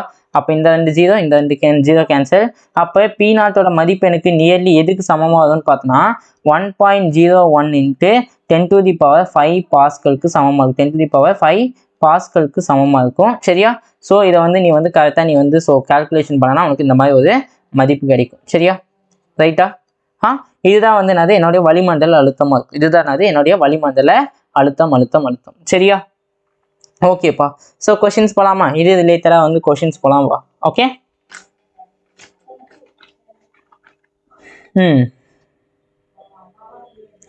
ஒரு காற்றழுத்தமானி 76 சென்டிமீட்டர் பாதரசத்தை அளக்கிறது. பாதரசத்தை வந்து எவ்வளோ, 76 சென்டிமீட்டர் பாதரசம் இருக்குதாமா. இது வந்து ஒரு சும்மா ஒரு தொட்டி இருக்குது. சரியா? இதில் வந்து என்ன பண்ணால் நான் பாதரசமானி இருக்குது, அந்த பாதரசமானி வந்து பண்ணால் இப்படி வைக்கிறேன். பாதரசமானி வந்து நான் இப்படி வைக்கிறேன். சரியா? அந்த பாதரசமானியோடைய ஹைட் எவ்வளோ, அந்த பாதரசமானியினுடைய அளவு வந்து பார்த்தோன்னா எவ்வளோ, 76 சென்டிமீட்டர். அவன் தெளிவாக சொல்லிட்டான். எவ்வளோ சொல்லிட்டான், 76 சென்டிமீட்டர்னு சொல்லிட்டு அவன் தெளிவாக சொல்லிட்டான் அந்த தம்பி. சரியா? ஓகேவா? அளக்கும்போது சரி, அப்போ இங்கே வந்து என்ன இருக்கும், இந்த இடத்துல வந்து பண்ணால் பி நாட் அப்படின்னு ஒரு விசை இருக்குமா, இந்த இடத்துல வந்து பண்ணால் ஒரு வெற்று பகுதி ஃபார்ம் ஆயிருக்கும். இந்த இடத்துல என்ன இருக்கும், ஒரு வெற்று பகுதி இருக்கும். கரெக்டாக இந்த இடத்துல ஒரு வெற்றிட பகுதி இருக்கும். எங்கெல்லாம் என்ன இருக்கும், இங்கே வந்து முழுமையாக வந்து பண்ணால் பாதரசத்தால் இருக்கும். இங்கே முழுமையான இருக்கும், பாதரசத்தால் இருக்கும். இதுவும் பாதரசம், எல்லாமே என்னது பாதரசம்னா என்னது, மெர்க்குரி. ஓகேவா? மெர்க்குரி. சரியா? இப்போ என்ன பண்ணாங்கன்னா இதை வந்து பண்ணா 30 டிகிரி சாய்க்கிறாங்க. 30 டிகிரி எந்த பக்கம் எப்படி சாய்க்கிறாங்கன்னா ஸோ இந்த ஆங்கிளில் சாய்க்கிறாங்க. சரியா? 30 டிகிரி சாய்க்கப்பட்டால் எப்படி இருக்கும், ஆக்சுவலி 30 டிகிரி சாய்க்கப்பட்டா இப்படி இருக்குமா? கரெக்ட். இது வந்து 30 டிகிரி சாய்க்கப்பட்டா இப்படி இருக்குமா, இருக்காதா? அந்த பாதரசத்தோட அளவு அப்படின்றது எந்த இடத்துல இருக்கு, எனக்கு இந்த இடத்துல எக்ஸாக்டா இருக்குமா? பாதரசத்தோட அளவு என்பது எக்ஸாக்டா அதே இடத்துல இருக்குமா? அப்போ இங்க செயல்படும் பி நாட் வந்து எங்க இருக்கும், இந்த இடத்துல. அதே பி நாட் அப்படின்றத வந்து அழுத்தம் செயல்படுமா, செயல்படாதா? எஸ். சரியா? அப்போ இங்க பாரு, இதோட நீளம் அப்படின்றது என்னது, இங்க இருந்து இது வரைக்கும் வந்து பண்ண இருக்கக்கூடிய நீளம் வந்து L. ஆமாவா? அப்ப எனக்கு இதுக்கு செங்குத்து என்னது, செங்குத்து கூறு நான் வரையணும். அப்ப இதோட செங்குத்து கூறு என்னன்னு வரும் பாரு, செங்குத்து கூறு L cos θ வருமா, இது L. அப்ப இது என்ன இருக்கு, L cos θவா? ரைட்டா? கரெக்டா? ஓகே, அப்ப L cos θ சமம், L cos θவோட மதிப்பு வந்து பார்த்தோன்னா L cos θவோட மதிப்பு 76 சென்டிமீட்டர். சரியா? அப்போ L தான் வேணும். L × 76 × 76 cos 30, 76 × cos 30 cos θ. Okay, 76 × cos θவோட மதிப்பு எவ்வளோ, 30 டிகிரி. அப்போ cos 30 டிகிரியோட மதிப்பு என்னது, L × 76 √3/2ன்னு சொல்லிட்டு வருமா? அப்போ இது என்ன ஆகும் பாரு, இது எப்படி போகும், 76 × 2/√3ன்னு சொல்லிட்டு வரும். ஸோ இதை நீ வந்து எக்ஸாக்டா நீ வந்து சிமிலேட் பண்ணனா, இதெல்லாமே வந்து நீ சிம்பிளிஃபை பண்ணனா உன்னோட மதிப்பு வந்து பண்ணா 88 சென்டிமீட்டர்னு சொல்லிட்டு வரும். ஓகே, 88 சென்டிமீட்டர்னு சொல்லி வரும். இதுதான் உன்னோட ஆன்சர். சரியா? இதானது உன்னோட ஆன்சர். புரிஞ்சாப்பா? ஓகே.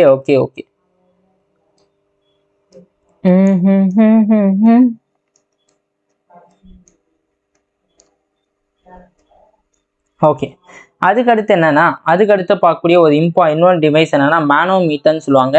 மேனோமீட்டர் அப்படின்றது என்னன்னா வச்சுக்கோங்க, என்னோட அழுத்த அளவி அப்படின்னு சொல்லுவாங்க. என்னன்னு சொல்லுவாங்க, அழுத்தமானி அல்லது அழுத்த அளவின்னு சொல்லுவாங்க. அதாவது இங்கிலீஷ்ல வந்து பார்த்தோன்னா என்னன்னு சொல்லுவாங்கன்னா மேனோமீட்டர்னு சொல்லுவாங்க. என்னன்னு சொல்லுவாங்க, மேனோமீட்டர் அப்படின்னு சொல்லுவாங்க. அது என்ன ப்ரோ மேனோமீட்டர், அதோட டயக்ராம் எப்படி ப்ரோ இருக்குன்னா, டயக்ராம் வந்து எக்ஸாக்டா வந்து ஸோ கூகுள்லேயே வந்து அதுக்கான எக்ஸாக்ட் டயக்ராம் எனக்கு கிடைக்கல. ஓகே, அதனால் என்ன பண்ணால் நான் கொஞ்சம் கையிலே வரைகிறேன். ஸோ அது எப்படியா கேவலமாக தான், லைட்டாக கேவலமாக இருக்கும். ஸோ இருந்தாலும் என்ன பண்ண அட்ஜஸ்ட் பண்ணிக்கோ. ஓகே, இது வந்து என்னது, ஸோ இது வந்து இந்த இடத்துல வந்து பண்ணால் வந்து ஒரு கேஸ் ஒன்று வச்சுருக்கேன். இந்த இடத்துல நான் வச்சுருக்கேன், நான் கேஸ் வந்து வச்சுருக்கேன். சரியா? கேஸ்னால் இது ஒரு வாயு. ஓகேவா?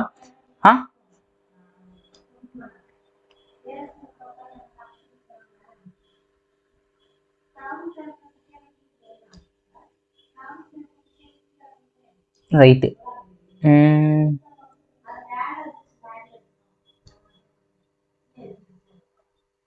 சரியாப்பா, இந்த இடத்துல என்ன இருக்குது? ஸோ கொஞ்சம் வாயு இங்கே இருக்குது. இந்த இடத்துல வந்து என்னதுன்னா பாதரசம் இருக்குது. ஓகே, இந்த இடம் வந்து பார்த்தா என்னது? ஸோ பாதரசத்தால் நிரம்பி இருக்குது. என்ன இருக்குது? பாதரசத்தால் என்ன இருக்கு? நிரம்பி இருக்குது. சரியா? அப்போ இந்த கேஸும் இதுவும் வந்து பண்ணால் நடுவில் வந்து பண்ணால் என்னது? இந்த இடத்துல வந்து பண்ணால் இந்த இடத்துல 2 இடத்துக்கு நடுவில் ஒரு காமன் ப்ரெஷர் ஒன்று இருக்குமா? இது வந்து என்னது? உயரம் h அப்படிங்கிற உயரத்தில் இருக்குது. இதுக்கு இருக்கக்கூடிய உயரம் மேலே h அப்படிங்கிற உயரத்தில் நான் வச்சிருக்கேன். சரியா? அப்போ இங்கே செயல்படக்கூடிய அழுத்தம், இதன் மீது இந்த இடத்துல இருக்கக்கூடிய அழுத்தம் வந்து என்னவா இருக்கும்? P0 + ρmgh சமமாக இருக்கும். ρmgh சமமாக இருக்குமா? அப்போ இங்கே இருக்கக்கூடியது என்னவா இருக்கும்? இங்கே இருக்கிறது வந்து பண்ணாது. முதல்ல இந்த அழுத்தமானியை வந்து சொல்ல மாட்டேன் பார்த்தியா? இந்த அழுத்தமானி எதற்காக பயன்படுது அப்படின்னு பார்த்தா, இந்த அழுத்தமானி என்பது எதற்காக பயன்படுது அப்படின்னு பார்த்தோன்னா வச்சுக்கோங்க, ஒன்றும் இல்லை.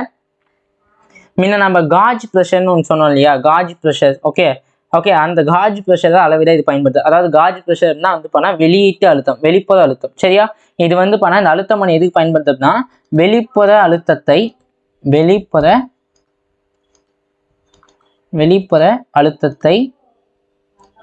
அளவிட பயன்படுகிறது. சரியா? வெளிப்புற அழுத்தம் இருக்கு இல்லையா? அதை வந்து அளவிட பயன்படுத்த என்னது? ஸோ இந்த அழுத்தமானி. ஓகே, அழுத்தமானி எதுக்கு பயன்படுது? வெளிப்புற அழுத்தத்தை அளவிடுறதுக்கு பயன்படுது. ஓகேவா? அப்போ இங்கே இருக்கிறது என்னது? இங்கே வந்து பண்ணால் ப்ரெஷர் ஆஃப் கேஸ். அப்போ இது ரெண்டு வந்து என்னது? சமநிலையில் இருக்கா?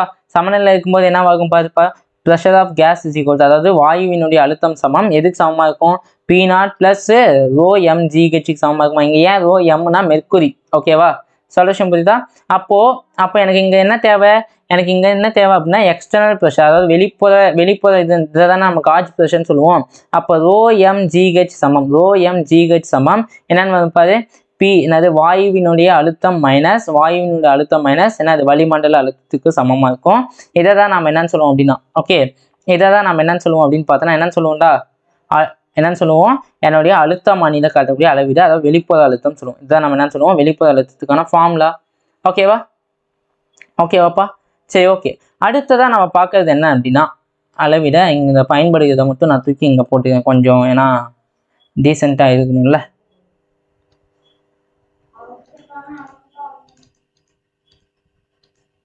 ரைட்.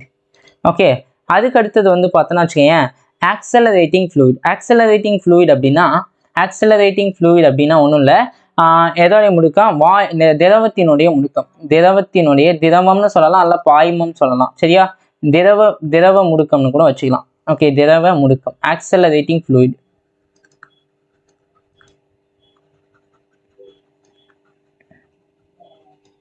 ரைட்டா?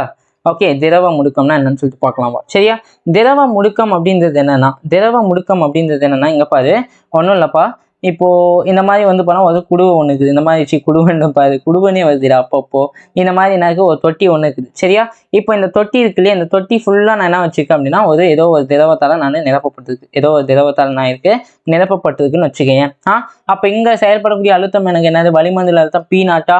இப்போ இதோட முடுக்கம் வந்து பார்த்தீங்கன்னா இந்த டைரக்ஷன்ல போகுது. முடுக்கம் வந்து ஆக்சுவலி என்னது? இந்த டைரக்ஷன்ல போகுது. ஓகே, அப்போ இங்க பாரு, இந்த இடத்துல வந்து பார்த்தோன்னா நம்ம பொய் விசைன்னு சொல்லிட்டு ஒரு கான்செப்ட் பட்சமா இது ஆக்சுவலி ஓய்வுல தான் இருக்குது. ஓகே, இனர்ஷியல் ஃப்ரேம், அதாவது நிலைம மற்ற குறிப்பாயம் பட்சமா இங்க உள்ள இருந்து பார்க்கும்போது ஏதோ ஒன்று பின்னாடி இருந்து தள்ளுது. ஸோ அதனால தான் நம்ம என்ன பண்ணோம்? மேலே போதும் அப்படின்னு சொல்லிட்டு யோசிப்பல. அதே கான்செப்ட் தான் இங்கேயும்.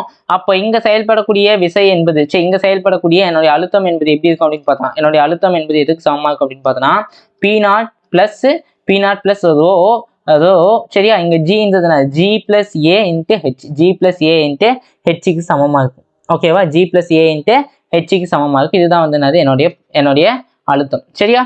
ஓகே, ரைட்டா? இது ஃபர்ஸ்ட் கேஸ். இது முதல் தகவல். சரியா? ரெண்டாவது என்ன அப்படின்னு பார்த்தோன்னா வச்சுக்கேன், அதே சேம் நான் குடுவை எடுத்துக்கிறேன், அதே தொட்டியை நான் எடுத்துக்கிறேன். ரைட்டா?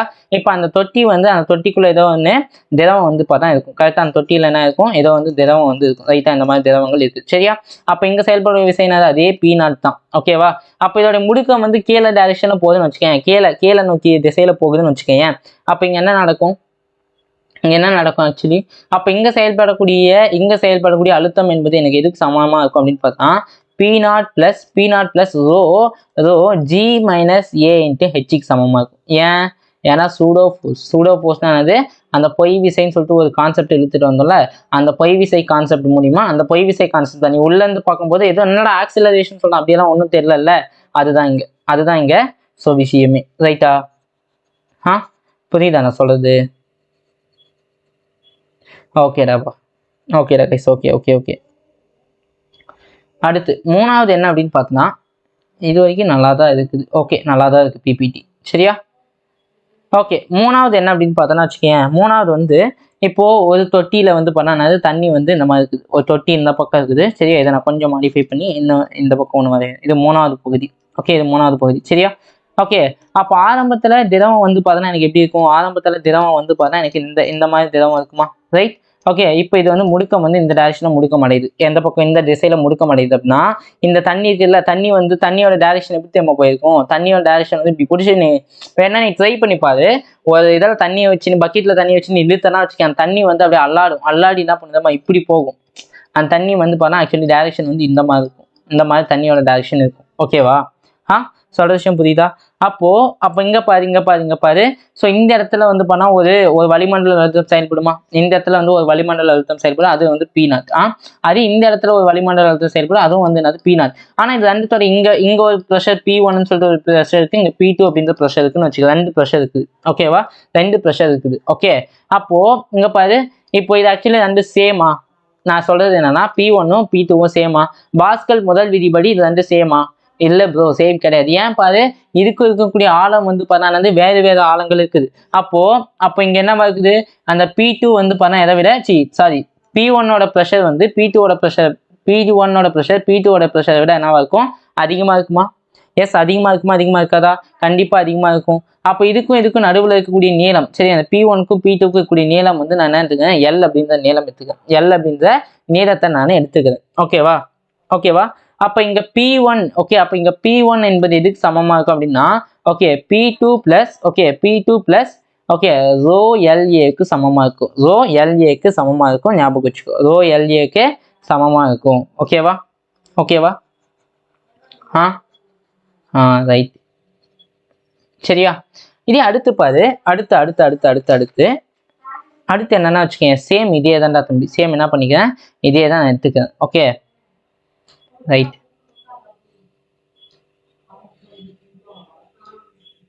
ஓகே, என்ன ஆகுது, இதில் வந்து பார்த்தா தண்ணி எப்படி இருக்குன்னா, அந்த தீட்டா அப்படின்ற ஆங்கிள் இப்படி இருக்குது. சரியா? இந்த மாதிரி வந்து தண்ணி வந்து ஸோ இந்த மாதிரி இருக்குது. ஓகே, அப்போ இதுக்கு இருக்கக்கூடிய நீளம் வந்து பார்த்தா எல்லா அப்போ இதுக்கு நடுவில் இருக்கிறது எவ்வளோ, தீட்டா. இதுக்கு நடுவில் இருக்கக்கூடிய ஆங்கிள் எவ்வளோ, தீட்டான்னு சொல்லிட்டு அர்த்தம். அப்போ இதுக்கு எவ்வளோ உயரம், H அப்படின்ற உயரத்தில் இருக்குது. ஓகேவா? இப்போ முடுக்கம் வந்து இந்த டைரக்ஷனில் அடைஞ்சுன்னா இந்த மாதிரி வந்துடுமா? ஆமாவா? அப்போ இங்கே இதுக்கு நான் tan தீட்டா எடுக்கிறேன். அப்போ tan தீட்டா சமம் என்னன்னு வரும், tan தீட்டா சமம் என்னன்னு வரும், என்னது H/Lன்னு வருமா? H/Lன்னு சொல்லிட்டு வரும். இதை நம்ம எப்படி சொல்லலாம் அப்படின்னா, ஆக்சலரேஷன் பை கிராவிடேஷன் ஆக்சலரேஷன் சொல்லலாம். ஓகே, A/G அப்படின்னு சொல்லிட்டு சொல்லலாம். A/G அப்படின்னு சொல்லிட்டு என்ன பண்ணலாம், குறிப்பிடலாம். ஓகேவா? ஓகேப்பா. ஓகே, ஐ திங்க் கிளியராக தான் இருப்பீங்கன்னு நம்புறேன். சரியா? ஐ திங்க் கிளியர்னு நினைக்கிறேன். ஓகேவா? ரைட்டு. இது அதுக்கு அடுத்தது பாரு. ஓகே, இது அதுக்கு அடுத்தது பாரு. என்ன எடுத்துக்கிறேன், இப்போ முன்ன வந்து சும்மா ஜஸ்ட் ஒரு இது எடுத்துக்கிறேன். இப்போ யூடியூப் ஒன்று எடுத்துக்கிறேன். யூடியூப்னா வந்து இந்த யூடியூப் நான் பார்க்கல, அந்த யூடியூப் கிடையாது. இந்த யூடியூப் வந்து பார்த்தா யூ வடிவ ஒரு குழாய் ஒன்று எடுத்துக்கிறேன். யூ வடிவ குழாய் ஒன்று நான் எடுத்துக்கிறேன்டா. சரி, இந்த மாதிரி யூ வடிவ குழாய் ஒன்று இந்த மாதிரி இருக்கு. ரைட்?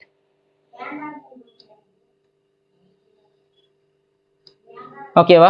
சரியா? இதில் வந்து பார்த்தா முடுக்கம் வந்து எந்த டைரக்ஷன் ஆகுதுன்னா, முடுக்கம் வந்து இந்த டைரக்ஷனில் முடுக்க வைக்கப்படுது. ஓகே, இதுக்குள்ள என்ன இருக்கு, ஏதோ ஒரு திரவத்தை நான் வச்சுருக்கேன். இதுக்குள்ள என்ன இருக்கு, ஏதோ ஒரு திரவம் வந்து பார்த்தா இதுக்குள்ள இருக்குது. ரைட்டா? ஏதோ ஒரு திரவம் வந்து ஸோ இதுக்குள்ள வந்து ஏதோ ஒரு திரவம் வந்து இருக்குது. ரைட்டா?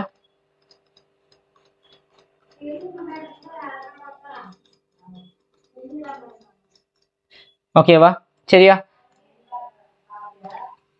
ஓகே, அப்போ இது என்ன பண்ணுது, முடுக்க வைக்கப்படும் போது, சரியா, இது என்ன ஆகும், இதில் கூடிய அந்த திரவம் வந்து இப்படி இருக்கும் பாரு. இதில் கூடிய திரவம் வந்து இப்படி இருக்கும். எப்படி இருக்கும் பாரு. இதை நான் அப்படி வேகமாக இந்த பக்கம் தள்ளனா என்ன ஆகும் தெரியுமா, தள்ளனா வந்து இந்த திரவம் வந்து பண்ணால் இப்படி இருக்கும், இது வந்து பண்ணால் இந்த மாதிரி இருக்கும். ரைட்டாக இப்படி தானே இருக்கும். இதில் வந்து பண்ணால் ஃப்ளூயிட்ஸ் வந்து இவ்வளோ தான் இருக்குன்னு வச்சுக்கேன். அப்போ என்ன ஆகும், ரெண்டுமே வந்து இப்படி இந்த பக்கம் இது வந்து மேலே இப்படி எழுப்பிக்கு, இது கீழே இப்படி எழும்பும், ரைட்டா? அப்போ இது ரெண்டுத்துக்கும் நடுவில் நான் என்ன பண்ணேன், ஒரு கனெக்ஷன் ஏற்படுத்தேன். ரெண்டுத்துக்கும் நடுவில் என்ன பண்ணேன், ஒரு கனெக்ஷனை நான் ஏற்படுத்தேன். அதாவது ஒரு அமைப்பை நான் ஏற்படுத்தேன். சரியா, ரைட்டா? ஓகே. அப்போ இங்கே இருக்கிறது என்னது, இது என்ன மதிப்பு ஆக்சுவலி? இது என்னது ஆக்சுவலி? இதுக்கு நடுவில் இருக்கிற தொலைவு எல் அப்படின்ற தொலைவில் இருக்குது, ரைட்டா? எல் தொலைவு. அப்போ இது என்னது, இது ஹெச். ஓகே. அப்போ இதனுடைய முடுக்கம் என்பது என்னன்னா, இதனுடைய முடுக்கம் tan θ அப்படின்றது என்ன அப்படின்னு பார்த்தோன்னா, அதே என்னன்னு வரும், ஸோ அதே a/g தான் வரும். அப்போ a/gன்றது என்னப்பா, h/l. என்னது, h/l. புரிஞ்சா நான் சொல்றது என்னன்ட்டு? அவ்வளோதான். ஓகே, இதோட இது பண்ணது சேம் ஃபார்முலா, ரைட்டா? ஓகே. அதுக்கடுத்தது வந்து பார்த்தோன்னா ரொட்டேட்டிங் ஃப்ளூயிட் அப்படின்னா வந்து பண்ணால் சுழற்சி, என்னது என்னடா அது பேர், திரவத்தின் சுழற்சி.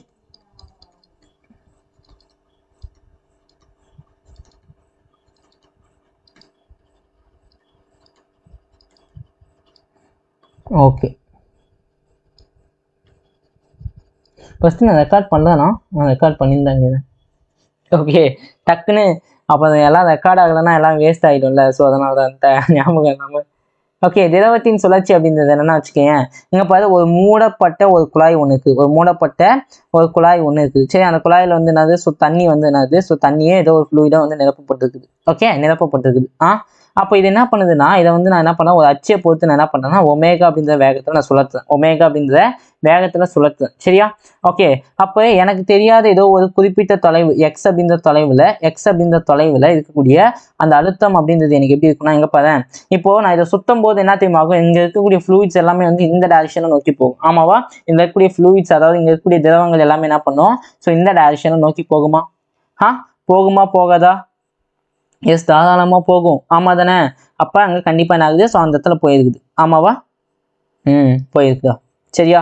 அப்போ போகும்போது என்ன நடக்குது பாரு, அங்கே போகும்போது என்ன நடக்குது, அது போகுது. சரியா? ஃப்ளூயிட்ஸ் எல்லாமே என்ன ஆயிடுச்சு, அந்த டைரக்ஷனில் போயிடுச்சு. சரியா? அப்போ இங்கே இருக்கக்கூடிய ஏதோ ஒரு குறிப்பிட்ட இதில் இருக்கக்கூடிய அழுத்தம் அப்படின்றது என்னன்னா, P = என்ன அப்படின்னு பார்த்தோன்னா வச்சுக்கோங்க, என்னது, density into rho omega square. Okay, rho omega square x²/2. இதுதான் வந்து என்னுடைய ப்ரெஷராக இருக்கும். இதுதான் என்னோட ப்ரெஷருக்கான ஸோ ஃபார்முலா.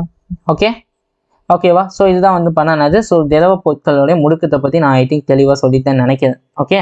ஸோ காற்றழுத்தமானி ஃபஸ்ட்டு பார்த்தோம், ரெண்டாவது வந்து பார்த்தோன்னா அழுத்தமானின்னு என்னென்னு பார்த்தோம். அதுக்கடுத்து மூணாவது வந்து பண்ணால் அந்த முடுக்கத்தை பற்றி பேசணும். சரியா? திரவ முடுக்கத்தை பற்றி பேசணும். இப்போ அடுத்து வந்து பார்த்தோன்னா வச்சுக்கோங்க, அல்கிமேட்ஸ். ஓகே, அல்கிமீடா, அது பேர் என்னடா, அது பேர் கூட தமிழில் வந்து ஒன்று சொல்லுவாங்க, அல்கிமீஸ்ன்னு தான் நினைக்கிறேன். அல்கிமீஸ் பிரின்சிபல்னு சொல்லுவாங்க. சரியா? அல்கிமீஸ் பிரின்சிபல். ஓகே, அதனால ப்ரோ அல்கிமீஸ் பிரின்சிபல் அப்படின்றது என்னன்னா ஒன்றும் இல்லை, முதல்ல அதை எழுதி போட்டு வெயிட் பண்ணு, நானே அது புக்கில் தேடிட்டு இருக்கேன்டா, எங்கடா இருக்கு அப்படின்னு சொல்லிட்டு. என்ன தேடிட்டு இருக்கேன்னா அது கரெக்டாக தான் நான் சொல்கிறேன்னா அப்படின்னு சொல்லிட்டு எனக்கு ஒரு doubt. Archimedes principle, yes, Archimedes. சரியா? இங்கே புக்கில் வந்து ஆர்க்கிமிடிஸ்னு கொடுத்துருக்கான். Okay, Archimedes principal.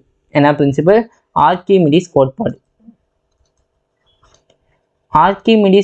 ஆர்க்கிமிடிஸ்னு போடுறேன் பார்த்தியா, நான் ஒரு சரியான ஆள், சிறப்பான ஆள்னா. ஆர்க்கிமிடிஸ் கோட்பாடு. சரியா? அது என்ன ப்ரோ சொல்லுது ஆர்க்கிமிடிஸ் கோட்பாடு அப்படின்னு பார்த்தோன்னா வச்சுக்கேன், ஒன்றும் இல்லைடா, ரொம்ப ஈஸி தான். இந்த ஆர்க்கிமிடிஸ் அப்படின்றது என்ன சொன்னார்னா, பயான்சி ஃபோர்ஸ் அப்படின்னு சொல்லிட்டு ஒன்று சொன்னார். அதாவது என்னது, மிதப்பு விசை அப்படின்னு சொல்லிட்டு ஒரு விஷயத்த சொன்னார் இது. சரியா? அதாவது ஒரு பொருள் வந்து திரவத்தில் பகுதி அளவோ இல்லைன்னா முழுவதுமாகவோ மூழ்கி இருக்கும்போது அது இடப்பெயர்ச்சி. சரியா? அது என்ன பண்ணிருக்கும், ஒரு இடப்பெயர்ச்சி அடைஞ்சிருக்கும். சரியா? அந்த இடப்பெயர்ச்சி அடையும் போது அதுக்கு ஒரு எடை இருக்கும். அதே எடைக்கு எதிர்த்தாப்புல என்ன பண்ணணும்னா ஒரு மிதப்பு விசை ஒன்றும் இல்லடா, ரொம்ப ஈஸிடா.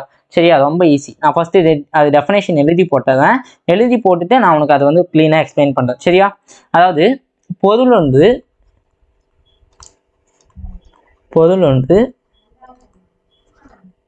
ஓகே, ஒரு பாய்மத்தில்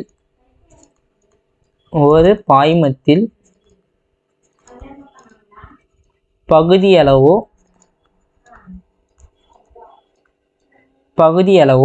அல்லது முழுவதுமாகவோ அல்லது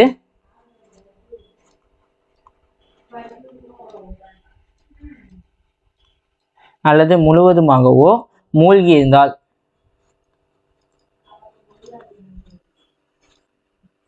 அது முழுவதுமாகவோ மூழ்கி இருந்தால் சரியா, அது இடப்பெயர் செய்த பாய்மத்தின் எடைக்கு, அது இடப்பெயர் செய்த பாய்மம் விட திரவம்னு சொல்லிக்கலாம், அது பெட்டர். திரவத்தின் எடைக்கு, இடப்பெயர் செய்த திரவத்தின் எடைக்கு சமமான மேல் நோக்கிய உந்து விசையை உணருது. சமமான மேல் நோக்கிய உந்து விசையை உணருது, அவ்வளவுதான் சரியா. சமமான மேல் நோக்கிய உந்து விசையை உணரும், அதே போதும். மேல் நோக்கிய உந்து விசையை உணரும், அதாவது அதை தான் மிதப்பு விசைன்னு சொல்லுவாங்க சரியா. உந்து விசையை உணரும் சரியா. அந்த உந்து விசைக்கு பேர் தான் என்ன சொல்லுவாங்க, மிதப்பு விசைன்னு சொல்லுவாங்க. சரி ஓகேடா. அது ஒன்றும் இல்லை. இங்கே பாரு, இப்போ ஒரு தொட்டி ஒன்று இருக்குது. என்னது, ஒரு தொட்டி ஒன்று இருக்குது. அந்த தொட்டியில் வந்து என்ன பண்ணியிருக்கேன்னா தண்ணி வச்சுருக்கு. தொட்டியில் என்ன இருக்குது, தண்ணி இருக்குதுடா தம்பி சரியா. இப்போ அந்த தண்ணியில் நான் என்ன பண்ணேன்னா, ஒரு பந்து இருக்குது இல்லையா, ஒரு ரப்பர் பந்து எடுத்து போட்டு நான் நல்லா வச்சு அழுத்து நடத்தேன்.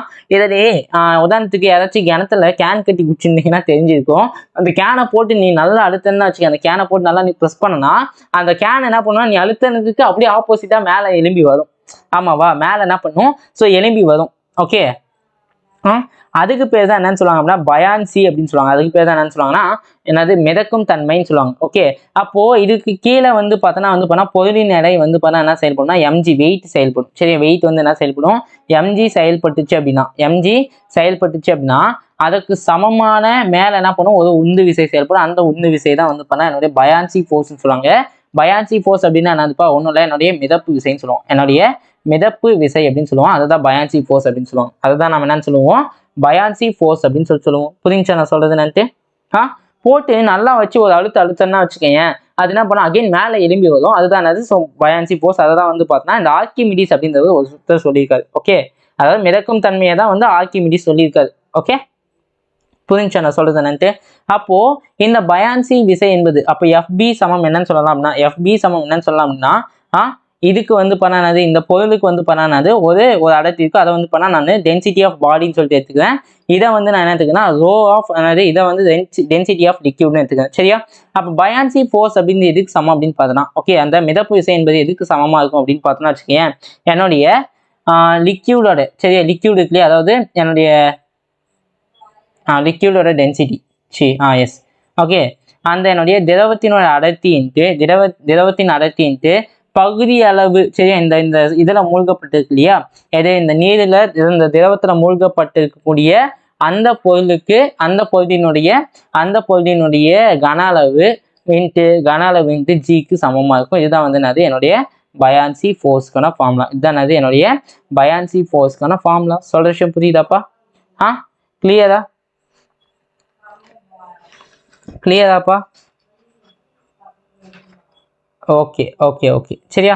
அதுக்கு அடுத்து பார்க்கறது என்னன்னா தோற்ற எடை. அதுக்கடுத்து பார்க்கறது என்ன, எத்தனை இடத்துல இந்த தோற்ற எடையை சொல்லுவீங்க அப்படின்னா, எல்லா இடத்துலையும் நான் தோற்ற எடையை வந்து நான் என்ன பண்ணுவேன், ஸோ சொல்ல வேண்டிய நிலைமை, ஸோ சொல்லிதான் ஆகும். எல்லா இடத்துலையும் இந்த தோற்ற எடை அப்படின்றது ஒரு முக்கிய பங்கு வகிக்குது. எல்லா இடத்துலையும் என்ன பண்ணுது, இந்த தோற்ற எடை முக்கிய பங்கு வகிக்குது சரியா. ஒன்றும் இல்லை, ஒரு எடை எந்திரத்தை நான் ஒன்று வச்சிருக்கேன் சரியா. ஒரு எடை எந்திரத்தை நான் ஒன்று வச்சிருக்கேன், எடை எந்திரம் ரைட்டா. எடை இயந்திரம் ஒன்று நான் வச்சிருக்கேன் சரியா. அதில் வந்து பார்த்தோன்னா அந்த எடை இயந்திரம் இருக்குல்ல, அந்த எடை இயந்திரத்துக்கு மேலே ஒரு பந்தை நான் வச்சிருக்கேன். அந்த பந்துக்கு என்ன கீழே எம்ஜி செயல்படும், மேலே வந்து பார்த்தா என்னது நார்மல் செயல்படுமா, ஆமாவா. அப்போ அந்த எடை இயந்திரத்துடைய அளவீடு என்பது என்னத்தை அளக்கும் அப்படின்னா அந்த நார்மல் ஃபோர்ஸை தான் அளக்கும். அப்போ என் சமம் எம்ஜியா இருக்கும். என் சமம் என்னவா இருக்கும், ஸோ எம்ஜியா இருக்கும். ஓகே, இதே நான் வந்து பார்த்தோன்னா ஒரு தொட்டி ஒன்று எடுத்துக்கேன் தம்பி, ஒரு கண்ணாடி தொட்டி ஒன்று எடுத்துக்கேன் சரியா. அந்த கண்ணாடி தொட்டியில் என்ன இருக்குதுன்னா ஒரு தண்ணி இருக்குது. அந்த கண்ணாடி தொட்டியில் என்னது, தண்ணி இருக்குது ரைட்டா. அப்போ அந்த தண்ணிக்கு கீழே அந்த தண்ணிக்குள்ள என்ன பண்ணியிருக்கேன், நான் ஒரு எடை இயந்திரத்தை நான் ஒன்று வச்சிருக்கேன். ஒரு எடை இயந்திரத்தை வச்சிருக்கேன். இது மேலே என்ன பண்ணியிருக்கேன்னா ஒரு பந்து ஒன்று நான் வச்சிருக்கேன் தம்பி. இது மேலே என்ன பண்ணியிருக்கேன், பந்து ஒன்று வச்சிருக்கேன். அப்போ இதுக்கு கீழே என்ன செயல்படும், அந்த பந்துக்கு கீழே என்ன செயல்படும் பாரு, என்ன செயல்படும்பா, ஆக்சுவலி எம்ஜி செயல்படுமா. அந்த பந்துக்கு கீழே என்ன செயல்படும், எம்ஜி செயல்படுமா செயல்படாதா. அப்போ இதுக்கு மேலே என்னென்ன செயல்படும் பாரு, என்னோட பயான் ஃபோர்ஸ் எஃப்பி செயல்படும். அதுக்கப்புறமா என்ன செயல்படும், நார்மல் விசை, என்னது என்னோட செங்குத்து விசை செயல்படுமா. அப்போ இங்கே என்னோட செங்குத்து விசை அப்படின்றது என்னவா இருக்கும்ப்பா, இங்கே இதோடைய வெயிங் மிஷினோட கான்செப்ட் என்னது, எம்ஜி மைனஸ் எஃப்பிக்கு சமமாக இருக்கும். எம்ஜி மைனஸ் எஃப்பிக்கு சமமாக இருக்கும். கிளியரா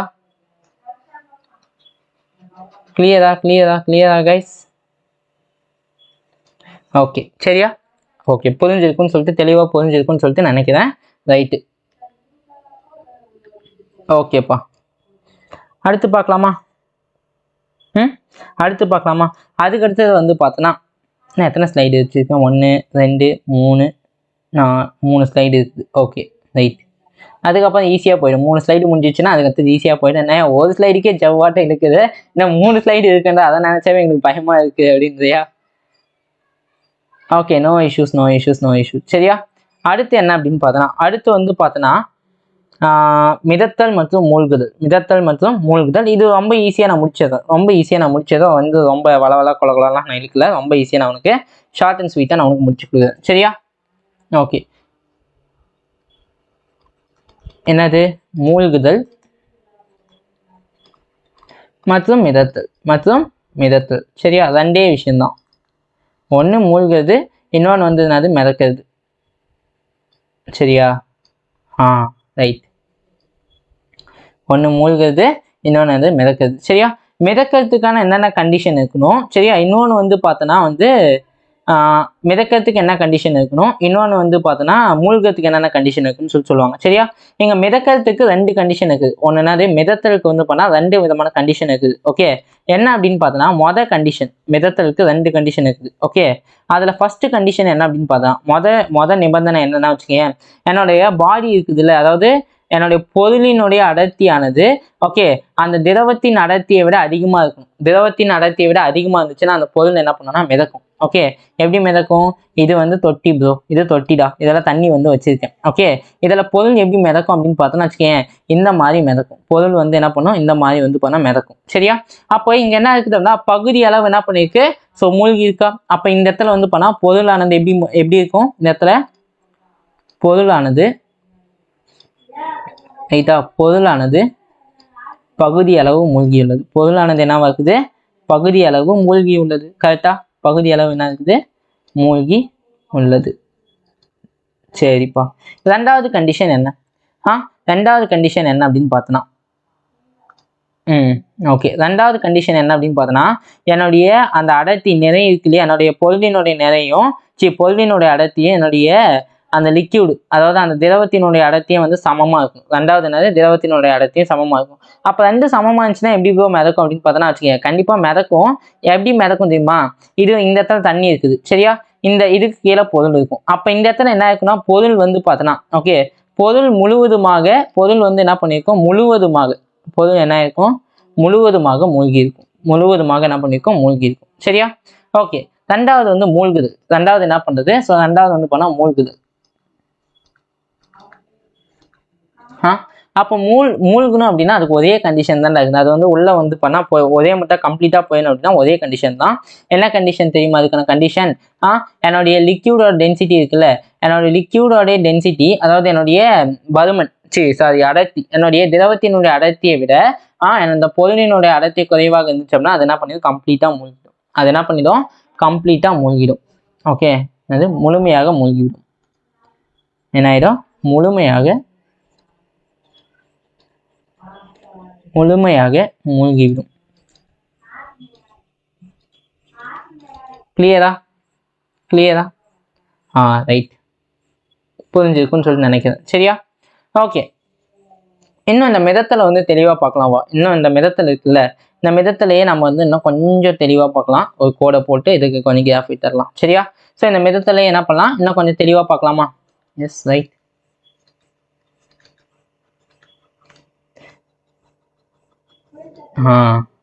ஓகே ஸோ தெளிவாக பார்க்கலாமா? ஃபர்ஸ்ட் என்னது அப்படின்னா ஒரு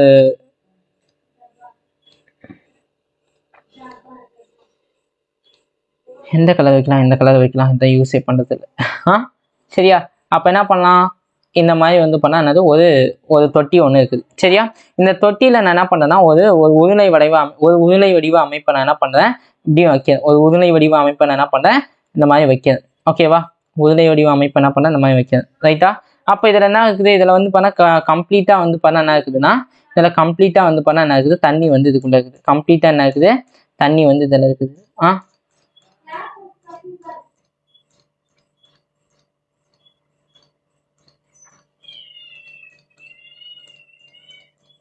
கம்ப்ளீட்டாக அதில் என்ன இருக்குது, தண்ணி இருக்குது. ஓகேவா, புரிஞ்சிருக்குன்னு நினைக்கிறேன். சரியா, ஓகே. அப்போ இதோடைய குறுக்கு வெட்டு பரப்பு, இதோடைய பரப்பளவு என்னவா இருக்கும்? அதோடைய பரப்பளவு, அந்த உருளையினுடைய பரப்பளவு என்னவா இருக்கும்? இந்த இடத்துல அந்த உருளையினுடைய பரப்பளவு ஏ அப்படின்ற பரப்பளவு இருக்குமா?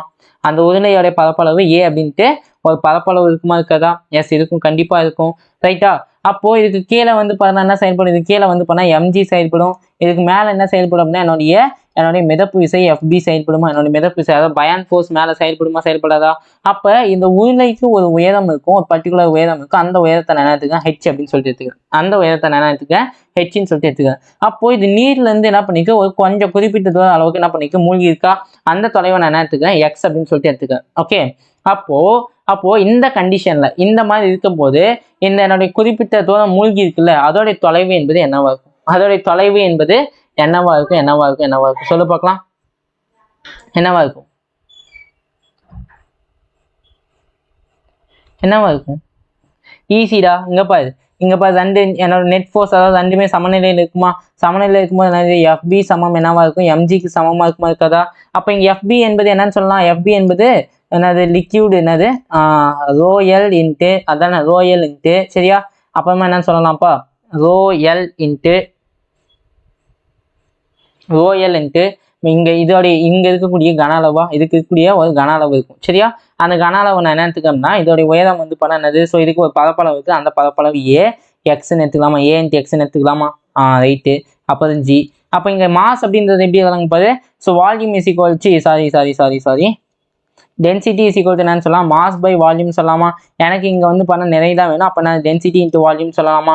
அப்போ இதுக்கு பதிலாக நான் என்ன எடுத்துக்கேன்னா வச்சுக்கேன், இதோடைய என்னது,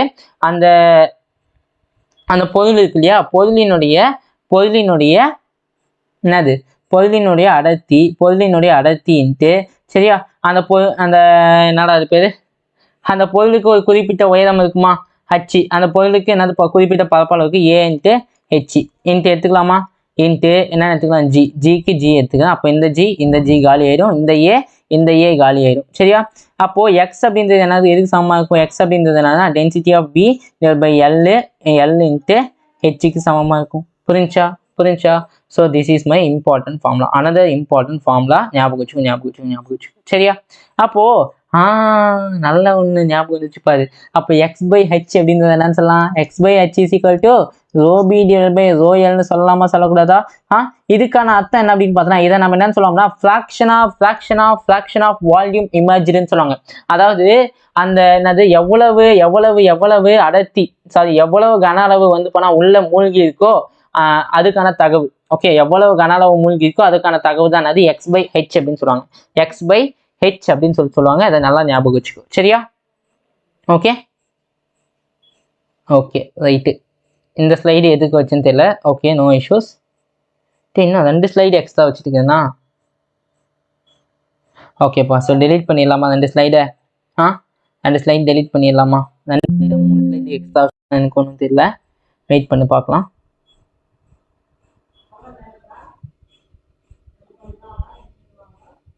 எத்தனை ஸ்லைடு? 2 ஸ்லைடு எக்ஸ்ட்ரா வச்சுருக்கேன். Okay. No question slide delete ஆகுது. பார்த்தா சரி என்னடா வளருது இன்னைக்கு, ரொம்ப லோட் ஆகுது. மறுபடியும் நீ நினச்சாலும் அழைக்க முடியாது, அவ்வளோதான். ஓகே, அழைக்கலாம் வெளியே போயிட்டு, ஆனால் இங்கே அழைக்க முடியுமான்னு தெரியல. ஓகேப்பா, ஒரு கல்லின் ஒப்பீட்டு அடர்த்தி கே என குறிக்கப்படுது. அது மேலிருந்து படிப்படியாக உள்ளே செல்கிறது. அவற்றின் முடுக்கம் என்னன்னு கேட்கலாம். ஓகே, ஒரு கல் வந்து பண்ணா ஃபர்ஸ்ட் என்னது, நதியின் மேலே வைக்கப்படுது. சரியா, அந்த நதியிலேருந்து என்ன பண்ணுது அப்படின்னா கொஞ்சம் கொஞ்சமாக நாயினே இருக்குது. கொஞ்சம் கொஞ்சமாக வந்து கீழே வந்து பண்ணா அப்படியே மூழ்கிட்டே போகுது. ஆமாவா, மூழ்கிட்டே போகுது. அப்போ அந்த கல்லினுடைய முடுக்கம் எந்த டைரக்ஷன் இருக்கும்? இந்த டைரக்ஷன் இருக்குமா? அப்போ இது கீழே என்னப்பா செயல்படும்? எம்ஜி செயல்படும். மேலே என்ன செயல்படும்? இந்த பயான் ஃபோர்ஸ் எஃப்பி செயல்படும். அப்போ இதோடைய ஒட்டுமொத்த விசை என்பது எதுக்கு சமமா இருக்கும்? ஒட்டுமொத்த விசை என்பது எஃப்பி மைனஸ் எம்ஜிக்கு சமமா இருக்குமா? ரைட்டா, அப்போ இங்க பாரு, இங்க நெட் ஃபோர், அப்போ என்னது, இங்க வந்து ஆக்சலரேஷன் அந்த டைரக்ஷன், முடுக்கம் வந்து கீழ் நோக்கிய திசையில் இருக்குது. அப்போ இதனால் மைனஸ் எம்ஏன்னு சொல்லிட்டு வரும். Minus MA is equal to என்னது, எம்ஜி மைனஸ், அதானடா சொல்லுவோம். இந்த மைனஸை நீக்கிறதுக்காக நம்ம என்ன பண்ணுவோம், இந்த மைனஸை நீக்கிட்டு எப்படி போடுவோம்? எம்ஜி மைனஸ் எஃபின்னு சொல்லிட்டு போடுவோம் கரெக்டாக. அப்போ இங்கே பாரு இப்போ எனக்கு இந்த ஆக்சலரேஷன் தான் வேணும். ஆக்சலரேஷன் இஸ் ஈக்குவல் என்னன்னு சொல்லலாம், mg minus fb divided by ஏன்னு சொல்லி எம்னு சொல்லலாமா? எஸ் சொல்லலாமா சொல்லக்கூடாதா? எஸ் தாராளமாக சொல்லலாம். தாராளமாக சொல்லலாம். அப்போ இங்கே இந்த நிறைக்கு பதில் நம்ம என்ன சப்ஸ்டியூட் பண்ண போறோம்னா வச்சுக்கோங்க பாரு, இதை வந்து density of S into volume, அதாவது இந்த பொருளுடைய இந்த பொருள் இருக்கு இல்லையா அந்த கல்லினுடைய நிறை என்னது அடர்த்தி இன்ட்டு பருமன்னு சொல்லிட்டு எழுதுறேன். Okay, into G minus of எஃபியோட மதிப்பு என்னது, எஃபியோட மதிப்பு வந்து பண்ணால் அந்த லிக்யூடோட அடர்த்தி இன்ட்டு நிறை இன்ட்டு கன அளவு இன்ட்டு ஜின்னு சொல்லுவோம், டிவைடட் பை மாஸ். ரைட்டா? சொல்லுவோமா சொல்ல மாட்டோமா? எஸ் சொல்லுவோமா? அப்போ இதை எப்படி எழுதலாம், இந்த நிறை வந்து எப்படி எழுதலாம், டெல்எஸ் இன்ட்டு என்னன்னு எழுதலாம்ப்பா, டெல்எஸ் இன்ட்டு வின்னு எழுதலாமா? அப்போ இந்த வி எல்லாமே காலி ஆயிடுமா? புரிஞ்சா நான் எப்படின்ட்டு இதை வந்து பண்ணால் இந்த நிறைய வந்து பண்ணால் அடர்த்தி இன்ட்டு பருமன்னு சொல்லிட்டு நான் எழுதுறேன், அடர்த்தி இன்ட்டு பருமன்னு சொல்லிட்டு எல்லாத்துலேயுமே மாற்றி எழுதுறேன். ஓகே, புரியுதா? ஓகே, அப்போது இங்கே மிச்சம் என்னென்ன இருக்கும் பாரு, டெல்எஸ் ஜி மைனஸ் டெல்எல்ஜி தானே என்னது rho lg divide by rho s மட்டும்தான் இருக்கும். அதானே ரோ எஸ் மட்டும்தான் இருக்கும். அப்போது இதுலேருந்து பொதுவாக ரோ எஸ்ஸை வெளியே எடுத்துட்டோம்னா வா என்னடா வளர்றேன் நான் பட்னு சாரி ஜியை பொதுவாக நம்ம வெளியே எடுத்துட்டோம்னா ஜியை தான் வெளியே பொதுவாக எடுக்க முடியும். ஜியை பொதுவாக வெளியே எடுத்தோம்னா ரோ எஸ் அதானே இருக்கும் 1 மைனஸ் இது எப்படி எல்லாம் 1 minus rho W into rho எஸ்ன்னு எழுதலாமா? அப்போ இங்கே பாரு இந்த கே அப்படின்றது என்னது, ஒப்பீட்டு அடர்த்தி என்பது என்னது, எடுக்கப்பட்ட அந்த பொருளினுடைய அடர்த்தி டிவைடட் பை அந்த லிக்யூடோட அடர்த்தி. சரியா? அப்போ இது எப்படி இருக்கு பாரு, 1/kக்கு சமமாக இருக்குப்பா. அப்போ இதோட ஆன்சர் என்ன அப்படின்னு பார்த்தோன்னா, ஓகே, இதன் மீது செயல்படும் விசை என்பது என்னன்னு பார்த்தோன்னா ஜி இன்ட்டு 1 மைனஸ் 1/kக்கு சமமாக இருக்கும். This is my answer. புரிஞ்சா?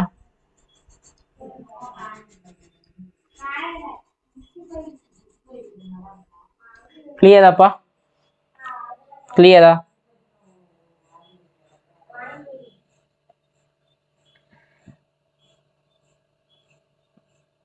ஓகே, அடுத்த கொஸ்டின் போலாமா?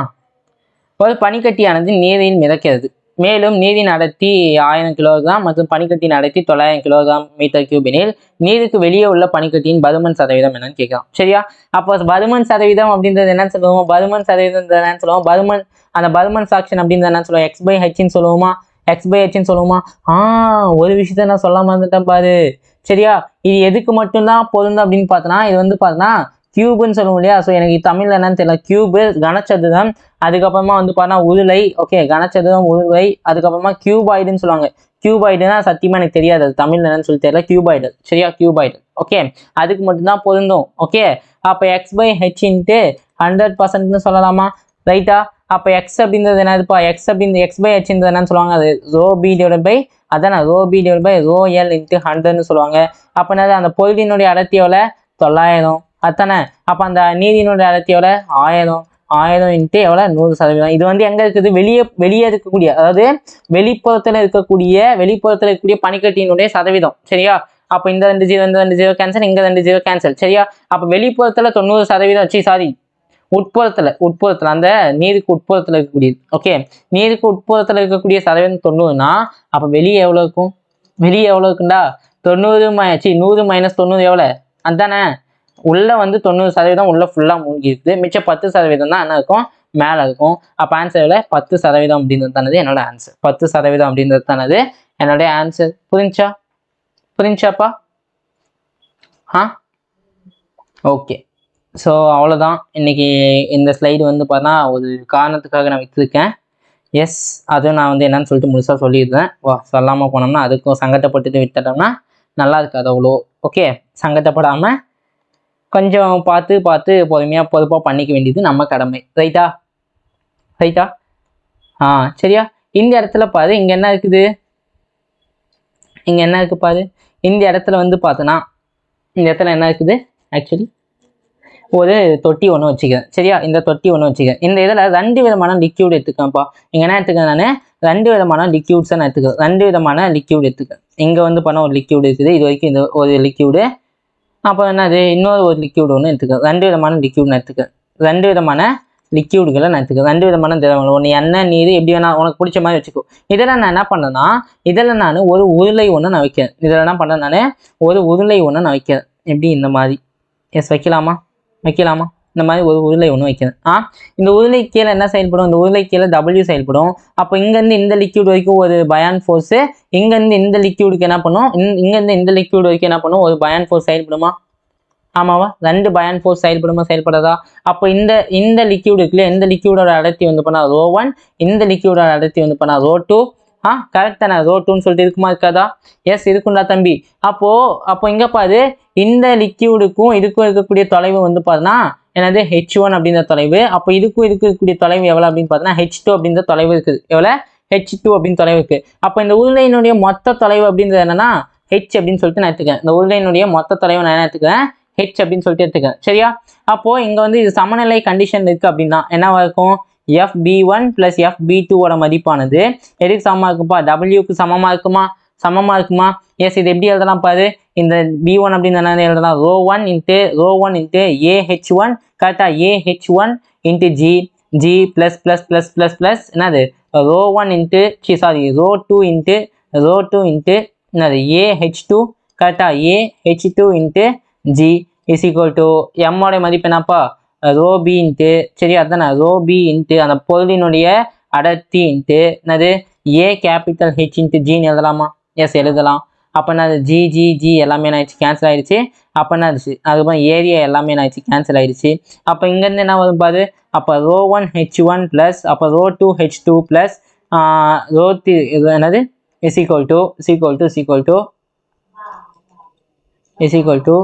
ρB Hக்கு சமமாக இருக்கும், ρBHக்கு சமமாக இருக்கும். சரியா? இதுவும் எதுக்கு மட்டும் பொருந்தும் அப்படின்னு பார்த்தோன்னா என்னது கியூபாய்டு, அதாவது கனச்சதுரம், அதுக்கப்புறமா வந்து பார்த்தா உருளை, அதுக்கப்புறமா கியூபாய்டு, இதுக்கு மட்டும்தான் என்ன பண்ணும், இதெல்லாம் பொருந்தும். மோஸ்ட்லி இதெல்லாம் தான் கொஷின்ஸ் வரும், வேறு எங்கேருந்து வராது. ஸோ இதோடய வந்து பார்த்தோன்னா எது முடிஞ்சிச்சு, ஸ்டாட்டிக் ஃப்ளூயிட்ஸ் ஃபுல்லாகவே முடிச்சிட்டோம். சரியா? என்ன பண்ணோம், ஸ்டாட்டிக் ஃப்ளூயிட்ஸ்னால் வந்து பண்ணால் ஓய்வில் இருக்கக்கூடிய திரவம் இருக்குல்ல, எங்கள் ஃபஸ்ட்டு ஸ்டார்டிங் பேஜுக்கு வா. இங்கே வந்து திரவ நிலையியல் வந்து பார்த்தா என்ன ஆயிடுச்சு, திரவ நிலையியல் ஃபுல்லாகவே நம்ம கம்ப்ளீட் பண்ணியாச்சு. இன்னும் திரவ இயக்கவியல் பரப்பில் விசை தான் இருக்குது. ஸோ அது இன்னும் 2 லெக்சரில் நான் வந்து ஃபுல்லாக உங்களுக்கு முடிச்சிடுவேன். ஓகேப்பா.